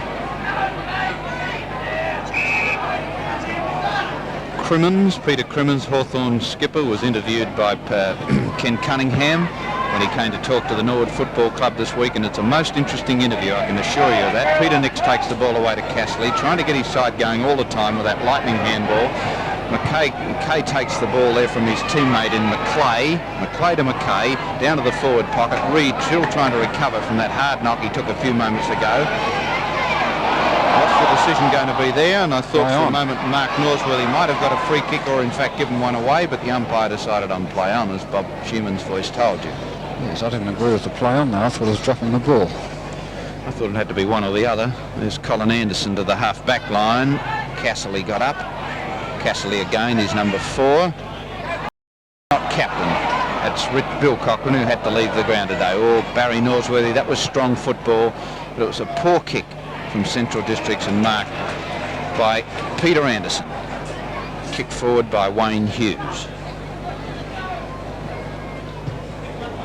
Peter Anderson's strong kick to the half-back line. Watch Graham Corns in the front spot. He did everything but mark it. Handball away from Coppins, but it's snared instead by Centrals to centre half forward, and could even be a set shot for goal by Terry Moore, although he's a long way out. Kick to behind. It's not one of his stronger kicks. It'll go towards the behind line through the hands of Wayne Phillis, making a return from injury today. Rawson is out. Handball away to Spog Wiley. Kicked over 100 goals for the Thirds, 1 point. Yes, Terry Moore's kicking fallen away a little bit in the latter part of the game. Max, he opened up the game. He kicked a couple of booming kicks and probably kicked the ball further than I've ever seen him kick it. But been trying to force the ball a little bit his last few kicks and not getting the screw punt to work properly. Stood out for nearly half the season, awaiting a clearance to North Melbourne, which never arrived. Anderson's kicked back into play, though arrangements were made for him to be to go to North Melbourne next year. Outer side of the oval, umpire Schofield in control. That was right on the basis that he played for Centrals for the remainder of the year. Quite correct. 32 goals, 16, 208. Glenelg, Central Districts 9-7-61. Hughes on to Casserly.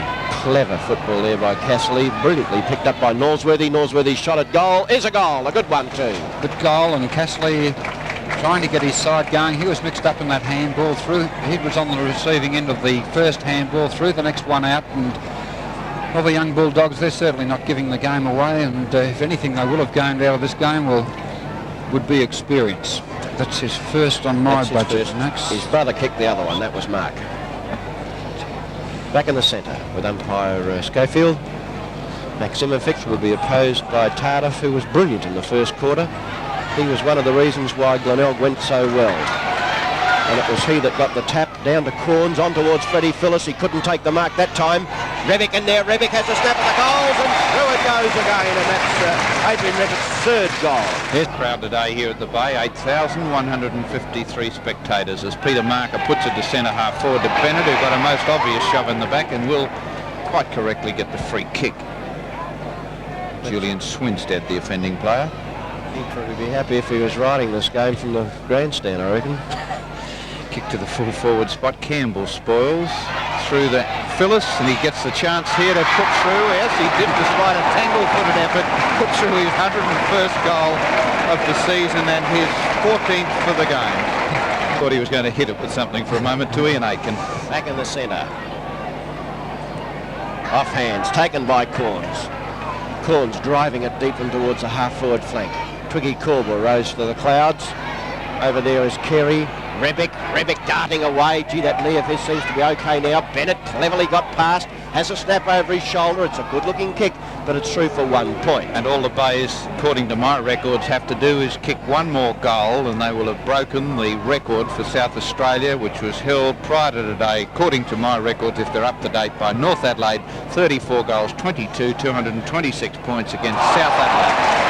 Gary Ray's kick was taken there by Vic Tardif, who landed very heavily, and this is a very welcome return to form as far as Glenelg are concerned, and that's the three-quarter time siren after a magnificent quarter of football played by Glenelg. Three-quarter time, 34-17, 221 Central Districts, 10 goals, 7-67, and the applause, of course, is for the 100-plus full forward in Frederick Phillis. And it's perhaps a pity that the Bays were not able to score that major just on the three-quarter time siren, because it would be something of a tremendous morale booster for the Bays to be able to say that not only had they beaten the record, but they had beaten it before three-quarter time. But it went begging by 5 lousy points. Start of the final term at the Bay Oval. Glenelg lead 34-17 to Central's 10-7, and they're within 5 points of equalling the South Australian record. As it's kicked by Central District, bang to the half-forward flank, and the mark taken here by Alan Price. Plays on. Anderson didn't check him closely enough as it's kicked to the full forward spot, and it's a good mark to Graham Reid, who started the day at centre field, strangely enough.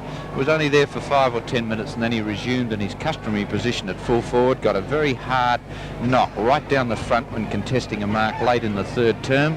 Here he is with a chance to kick his second goal for the day. He's kicked 59 for the season. 1-1 today, but it's not a good kick from him, and I'd suggest he's still feeling the effects. He's kicked it out on the full, in fact. He's still feeling the effects of that knock late in the third term. I think you find he's possibly playing back on the ball again now, Max, as well. I think he's had a couple of runs too since he went to full forward. Look at the kick. Tremendous kick to the centre of the ground. Terry Moore. Marked well during the day. His 7th mark for the day, and he hasn't played all that badly at all. The centre half forward through the hands of McKay, and he's been a bit disappointing today as the handball's flashed across there from Mark Norsworthy. Taken by Colby, and Colby's clearing kick to the midfield position. Graham Reid again, as Bob Shearman told you a moment ago, running on the ball at the moment. Possibly even be back in the centre.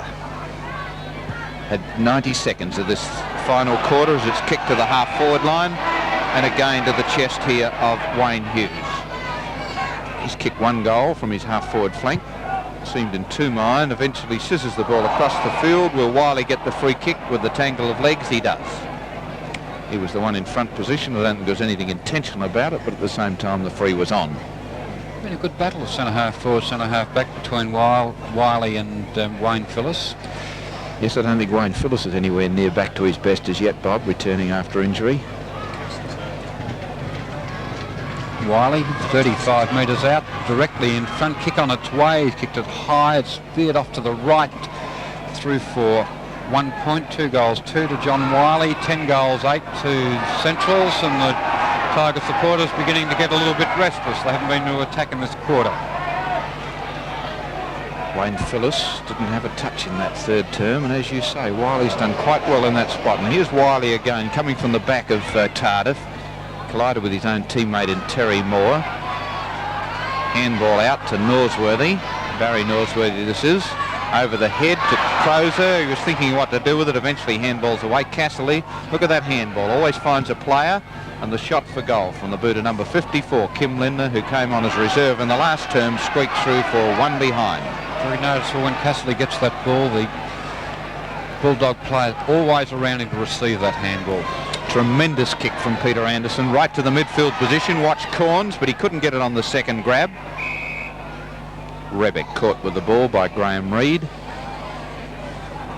Had 3 minutes of football in this final term. Glenelg 34-17, Central's 10-9, and the Bays yet to go forward in this term. Graham Reid again, tries to kick it off the ground, picked up by Copping. Here's the chance for them to McFarlane. The record could be coming up as he kicks it to the full forward spot, and Freddie Phillips in the front spot. Well spoilt there by Ray. Out, picked up on the half forward flanker, bangs it through for a goal. Through it goes for a major, and Glenelg with that kick by Paul Weston to give him 1-1 for the day. I make it, Bob. Yes, 1 goal, 1 to Paul Weston, 35 goals, 17, 227 points, a mammoth score kicked by Glenelg, and as far as we're concerned, that it's a new record in South Australian football for the amount of points kicked in a game. Previously held by North Adelaide, 34-22, 226 points against South Adelaide back in 1972. That is, if our records here at Channel 9 up to date, and I think they are. And history has been made. Marker, out it goes. Looking across there for Weston, backed up there by McFarlane. McFarlane goes in for a long running shot at goals, and they've made certain of it. They're back into it again. Second goal by Johnny McFarlane. That was started again by Peter Marker in the centre of the ground. He got a beautiful quick handball out amongst players. The ball found its way to McFarlane. McFarlane on the run, no mistake. The 36th goal goes onto the board for Glenelg, and well, they started off again. It took them 4 minutes to get their first goal in the last quarter. They kicked 2 in the last minute. In the first quarter, they kicked 12 goals, 6. In the second quarter, they kicked 12 goals, 6. And in the third quarter, they kicked 9 goals, 5. Back in the centre. Terry Moore got the tap. Norsworthy versus Caldwell.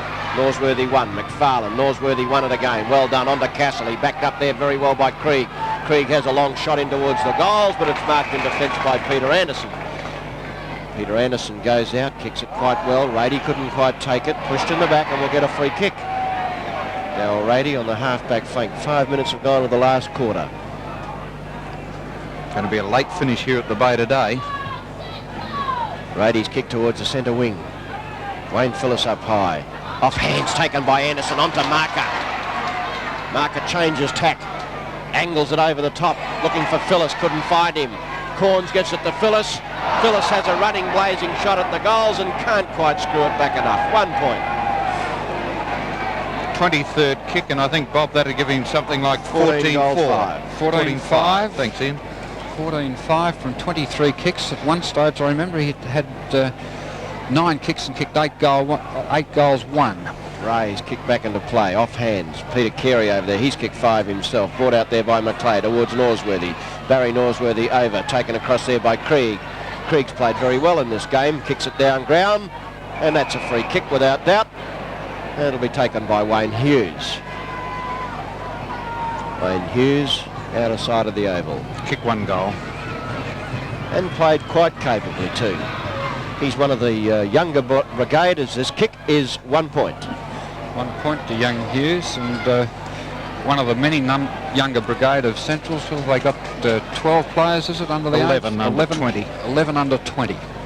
Kick from Anderson's not a good one, but it'll be taken by Stephen Copping. He's an exciting footballer, Copping. Marker telling him to kick the ball wide towards the flank. That's where it's gone. It's over the top of Marker's head, taken by Corns, lost by Corns, picked up by Norsworthy, over towards Terry Moore. Moore goes for distance, a long booming kick down there, looking for McKay. McKay couldn't take the mark. Rex Voigt's over there. Tapped away, Wayne Phillips pushes it out. Here's the opportunity for Spock Wiley to get into the front spot. He does it well, tackled by Crozer. Great play there by Wiley. Recovers, gets it on, looking for Linda, finds Linda, looks for Castle. He couldn't find that player. All Australian and Colby across there, tripping, and Colby takes the free kick. 234 points to 70. Glenelg leads 36-18 to Central's 10-10 as Wayne Phillips through at centre half back, kicks to the midfield position. Oh, good mark, good falling mark there to the bays, and the lads played much better today. Paul Weston gives it to McFarlane. He sees the Guernsey unattended, or Caldwell made hard work of that. May have got the sun in his eyes as he should have taken a chest mark. Oh, good mark. I think he had a look to see what he was going to do with it before the ball came into the fingers. Bennett a fair way from goal, doubt whether he could make the distance, and gets the lead from Phyllis. There he goes, pops it over his head. Marker at the back of the pack, Carey in the front spot. Maksimovic spoils, lost the ball for the moment. Handball from Rady. Rady's got it again, gets it onto the boot, snaps. Oh. Great snap by young Darryl Rady. He came onto the ground at the start of the third quarter, kicked 1 goal, he replaced Kim Hodgman, and Rady with that goal takes Glenelg along to 37 goals, 18, 240 points. Central's 10 goals, 1070. Didn't quite catch that announcement as to... It was an announcement to say that a record had been created, but I suspect that they were a little bit late with the announcement. I think actually it happened on the kick before, Bob. 37-18 Glenelg. Central's 10-10. The bounce at the centre, and Terry Moore gets the tap down. Caldwell taps it over. Going back for it and taking it for Centrals and putting it forward is Graham Krieg, and he has played well today in. It's Wayne Phillips at centre half back. Tidy looking kicking action, but he got plenty of distance for that one. A strong kick from him towards Carey, picked up cleverly by Colin Anderson, gave it on, found Rebick. Rebick saw the Guernsey, hooked it back cleverly, gave it to Marker, who was half inclined to play on, and then discretion, the better part of valour, decided to have a shot. Hasn't kicked a goal, strangely enough. Everybody else has got into the act for the Bays, but I've got him down for 1 behind. Got his goal now, Max. The 1 goal, 1 from the 20th kick by Peter Markin. This has been a great game in the centre of the ground.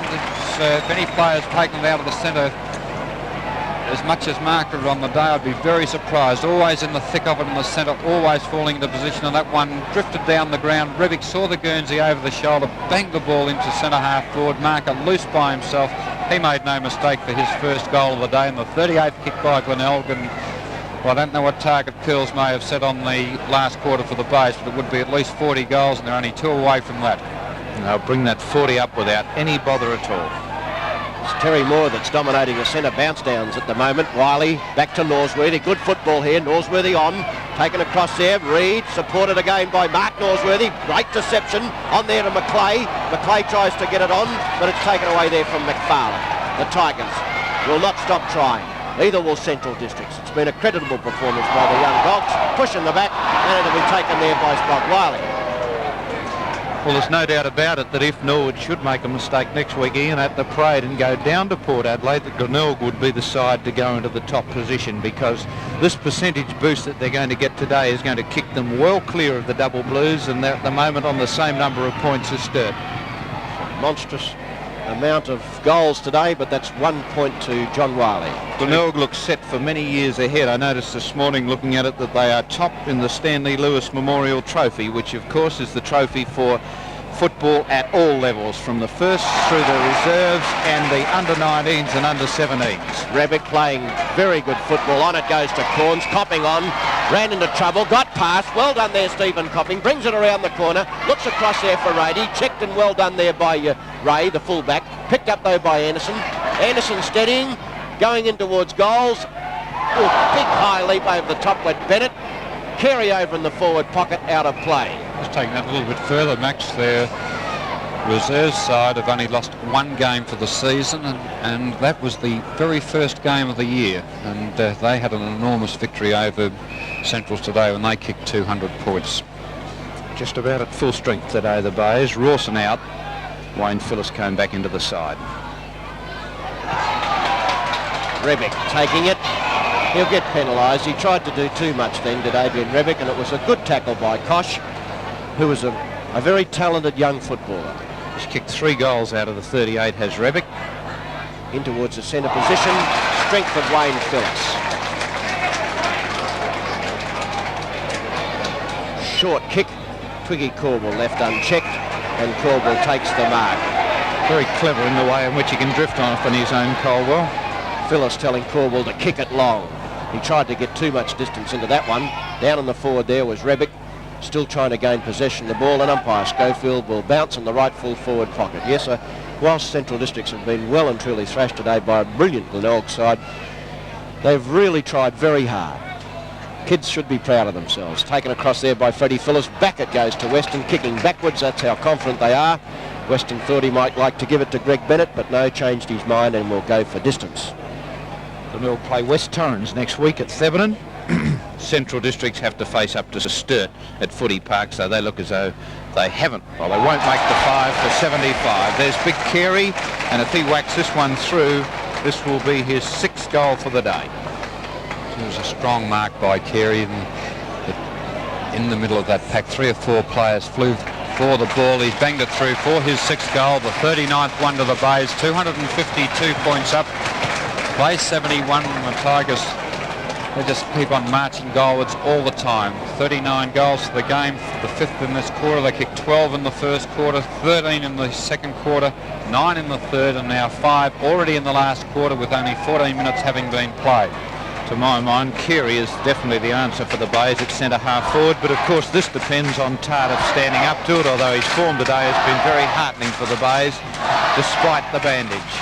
Bounce at the centre, and Terry Moore opposed to Osborne. Not Osborne. Look at that.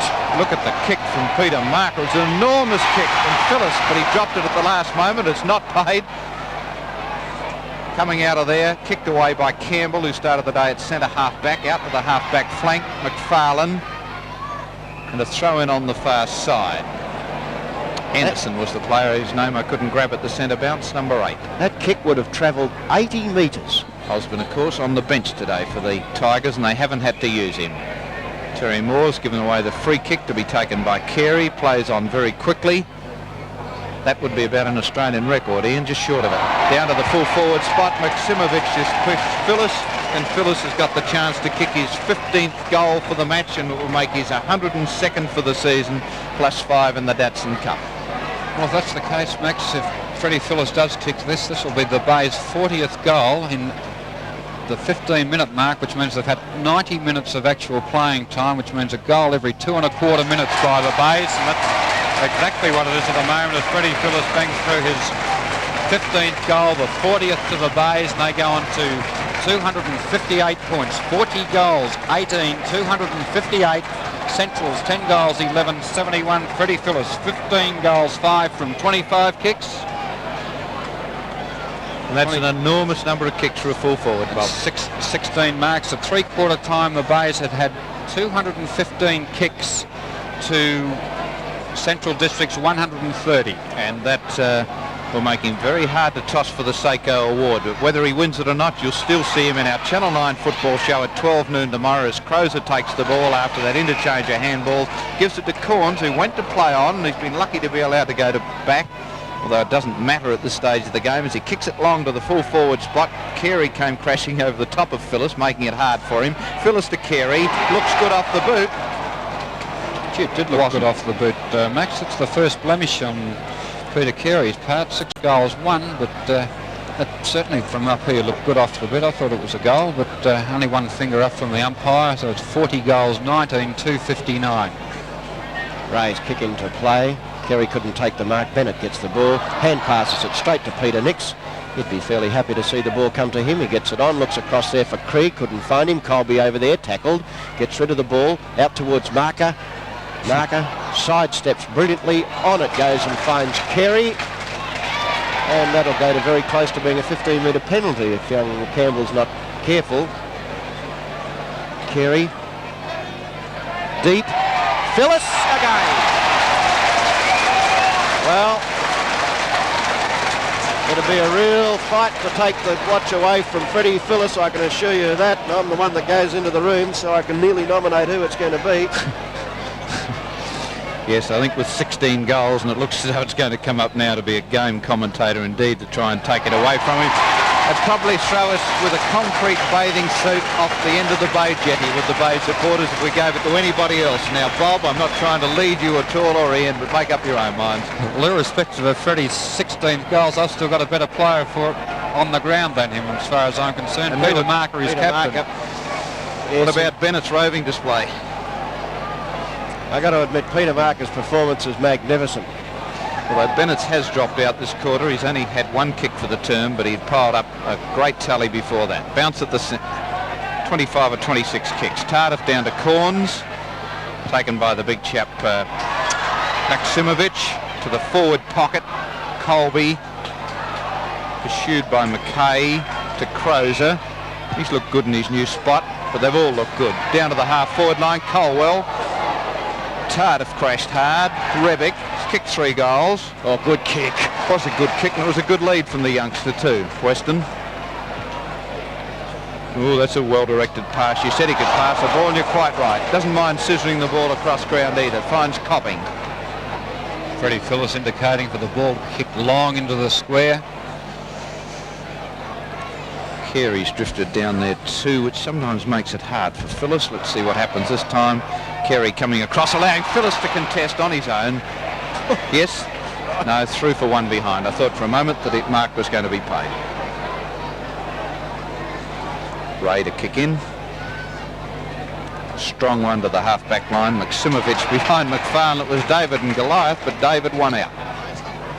100th mark for the day to the Bays as they go forward into the... and it'll bounce through for one behind. One more point to the Bays, that time kicked by McFarlane. Hello. No, it's a free kick being played to Freddie Phyllis. Pushing in the back. Well, it could be his 17th to give him 104 for the season. He's kicked 16 goals, 5. He's kicked 17 goals, 5. I'm a bit rusty on my goal-kicking records, but I had a feeling that Ken Farmer kicked 21 goals here in a club game in South Australia. Ian Aitken thinks that the Western Australian tally's held with, what, 23 in? 23 by Austin Robinson, I think. So he's getting up very close to that, and there's still about 10 minutes to play at least here at the Bay. If he can get another 3 or 4. All Marker hit very hard, and Bob Shearman, Seiko Award winner, and Marker went down very hard. His award winner at this stage, at any rate, is it's Crozer getting it on the half-back line. Taps it out, finds Anderson. Anderson's played a lot better today than the last time we saw him. In fact, all the Bays have. Hey, well done. Gets a tremendous hand of applause as a kick toward Copping at centre wing. He's handled it well today, 2 to Voigt. Haven't had a passenger, I don't think, as Osborne gives it over to Rady. Corns off. Corns off. Osborne on. Off hands, read brilliantly by Colwell. Gave it on to Bennett. Bennett had a tremendous first 3 quarters. Gives it to Rebeck. He'll bring up his 4th. 4th goal to Rebick, and the Bays continue to run right. 43 goals, 20. That's 9 goals they've kicked in the last quarter. 9 goals, 3 in fact. And certainly must have their sights on 300 points. They're 22 points short of it. We've played 21 minutes, 21 and a half minutes, 3.5 minutes plus time on, which Max, I'd say, would be close enough to 10 minutes. So they've still got a good 13 minutes to play in this last quarter. As Rebeck in your Channel 9 screen, formerly played with North Adelaide, of course, and a very skillful half-forward with them. Kicked a lot of goals in one final series. His first in league football, taken by Rady. Rady's kick into the forward pocket. Bennett. Will he get 15 metres as well? No. The umpire rules that it was simultaneous. So too did Bob Shearman. Bob deputising for Wally May today. Wally's been on the sick list with an injured cartilage, and we look forward to having him rejoin us next weekend. Good mark here, and Carey will go back from only 25 to 30 metres out, straight in front. It's like kicking his 7th for the day. Yes, 7 goals from centre-half forward out of a total of 43 is a good performance. Peter Crimmins will be interviewed by Ken Cunningham in our Channel 9 football show, 12 noon tomorrow, and the Hawthorn skipper has some very interesting things to say. I don't think I've heard that one before. Peter Carey got a point and got booed by his own crowd. He's kicked six goals too, Peter Carey. Actually, talking about Carey at centre-half forward, Max, irrespective of who might fall over in the Bay Ruck setup, that's where I would play Carey. Where? Centre-half forward. Oh, yeah, for sure. Gary Ray, irrespective of their... We'll come back to that in 1 second because they haven't got another tap ruckman if Tardis out. But anyway, there's the ball coming away from the half-back line, taken by Campbell. Campbell kicks it to the midfield position. Streaking after it here is Copping, starts from behind his opponent, but he's outpointed on that occasion by Lindner. Lindner gets it over, finds his teammate, handballs on, Voigt comes to meet the ball. In tons of trouble is Lindner, trying to get it back to Casserly. Casserly's got it, a quick handball. He'd be the quickest handball in the game, this fellow, as he flashed it out, found Norsworthy. He gives it to Graham Reid. Graham Reid will bring up his... Yes, he's got the goal. Lad by the name of Herco playing in their reserves, who I think possibly not quite ready yet, but by G is going to be a good player for the Bays later on. You've got to use Wayne Phillips from centre-half back, and that's almost as bad as robbing Carey from centre-half forward. Not quite, I agree with you. Taken here by Central Districts and kicked forward through Wayne Hughes, down to the half-forward line. My Seiko vote today, as I'm on the way to put 5:30 inquest on the air, will go to Fred Phillips at full forward with 17 goals, and if Bob Shearman and Ian Aitken, you don't vote for him, you'll be swinging in a concrete bathing suit off the Bay Jetty. Tardif taking the mark. Deposited there by irate Bay supporters. Forward. Tune in to Sunday to see if Bob Shearman and Ian Aitken are actually swimming. Bennett forward. There'll be a relayed free kick down ground. It'll be taken by Twiggy Corwell because that was frustration by one of the Central Districts players and barged straight into Greg Bennett. And the free kick will be taken by Twiggy Corwell, and he's kicked 3 goals 2 to date and should make it 4 goals 2. It's been a tremendous game, Ian, irrespective of the distance between the two sides as far as the score, as Twiggy Corwell bangs through the 44th goal for Glenelg and his own 4th goal, 4 goals 2, right on the start of the time on period. And probably another 8 or 9 minutes yet to go, and plenty of time for the Bays to get up to that 300-point mark. Yes, 285, 15 points off. An incredible game. Certainly has been. It's certainly one that very few of the crowd have left because there's been so much interest. One record after the other they've been staring at him in the face. Freddie Phillips, who needed 13 at the start of the day to get his 100. He's kicked 17 for the day, so he's on 104 goals for the season. Play being held up while the umpires get the crowd back over the fence. Yes, and Greg Petton just points out the closest thing about the day is the free kicks. Glenelg, of whom have had 36, Central's 34, the marks. 100... Back here with umpire Schofield. We'll bring you the marks in a moment as Schofield gets it underway. Tardif, a great rucking performance today by Tardif. Bennett, who's just about kicked his leg off. Oh, crikey, Moses. Copping and Rebic ran into one another. Gee whiz, that hurt. Taken away there by Nix. Nix has kicked towards the centre wing. A good kicker has found Price. Price plays on quickly. He's got to run past the boundary umpire. No, he doesn't. He changes his mind and goes towards centre half forward. Reid up, and Reid takes the mark. And he and McFarlane shake hands and exchange pleasant gestures. Out towards the right full forward pocket, and it's been taken over there by Spugwali. Wiley on an acute angle. He's kicked 2 goals 3. Let's have a look. Got a good shot of Wiley. It'll be a great goal if he gets it. 11-11 they've scored. 77. Wiley comes in. It won't make the accuracy, but the distance is there. No problems. 1 point. Needed to take a lesson off Twiggy Corwell's goal that he kicked from almost that identical position in the first quarter, Ian. He kicked that ball out between the goals and the points and let the breeze drift it in. Wayne Phillips onto McFarlane, onto Bennett. And the Bay setting up players all over the field now. Voigt's kick down towards Carey, but Reid in front, and Graham Reid stops that promising move forward. 15 points off 300. I doubt if they'll get it now, as they've gone into the time on period by 2.5 minutes. Taken here by Nix to Casserly. Trapped that cleverly. Got it on. Jesus, skillful player Casserly. Taken by Nix. Nix is kicked down towards centre half forward. Behind is Wayne Phillips. Can't take it. Knocked away there by Anderson. Back over there is Price. Clever football by Price. On to McClay. McClay on towards Lindner. Lindner in trouble. Gets it back nicely to McClay. McClay angles it over his shoulder. And 1 point is the result. 1 point to young Chris McClay. He's kicked 1 goal, 2 for the day.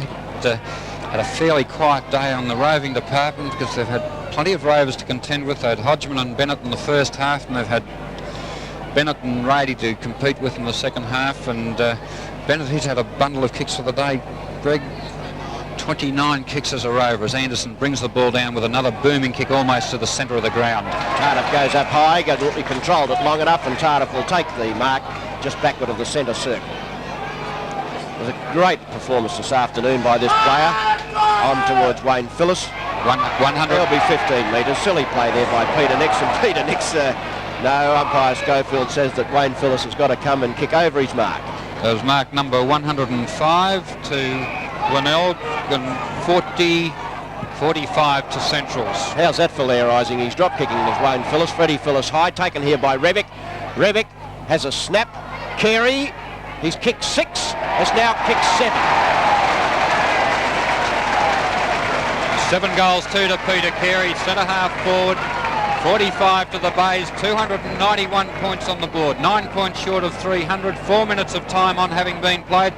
Ian, I think they've got plenty of time to get. I would say there'll be another 5 or 6 minutes of time on in this quarter to go. Yes, well, you're possibly right there, Bob, because we have only played 4 minutes, and there's been about 10 minutes of time on every other quarter so far in the game today.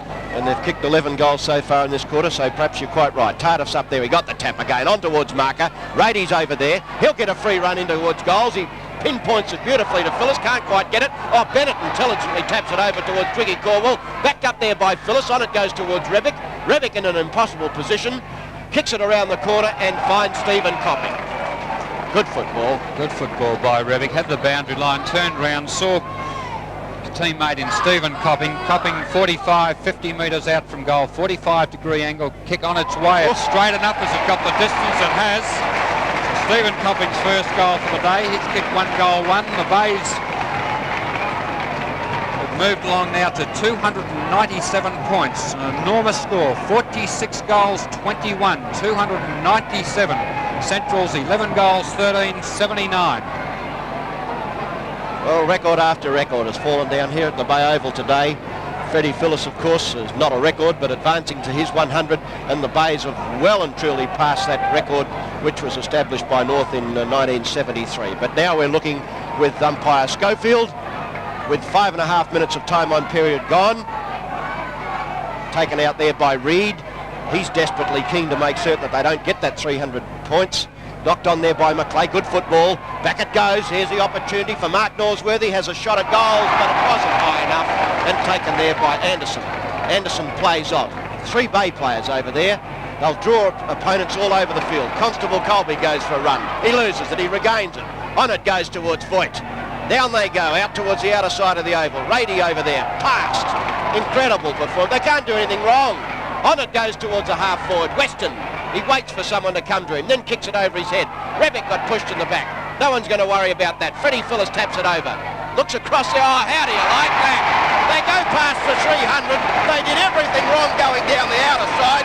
They made mistakes, they recovered, and they got a goal.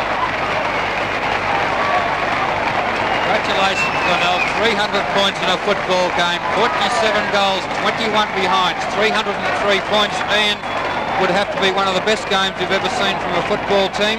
Oh, an incredible performance. Incredible. They haven't put a foot wrong all day. It's probably what's unbelievable. Words can't describe the performance that the Tigers have put on here this afternoon at the Glenelg Oval.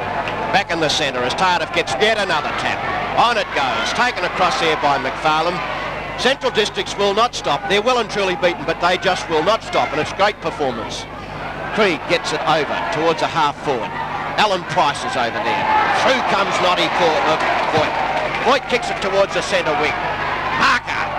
Great game by Marker this afternoon. That one's not allowed. Copping over there. Back goes Marker again. Tardif has a look. Kicks it up over the top. Weston tapped it over the top again. It'll be taken by Campbell, the big burly fellow. Thumps it clear, but Tardif takes the mark. He plays on quickly. They just will not stop steaming forwards to those goals. Over the top, Peter Carey.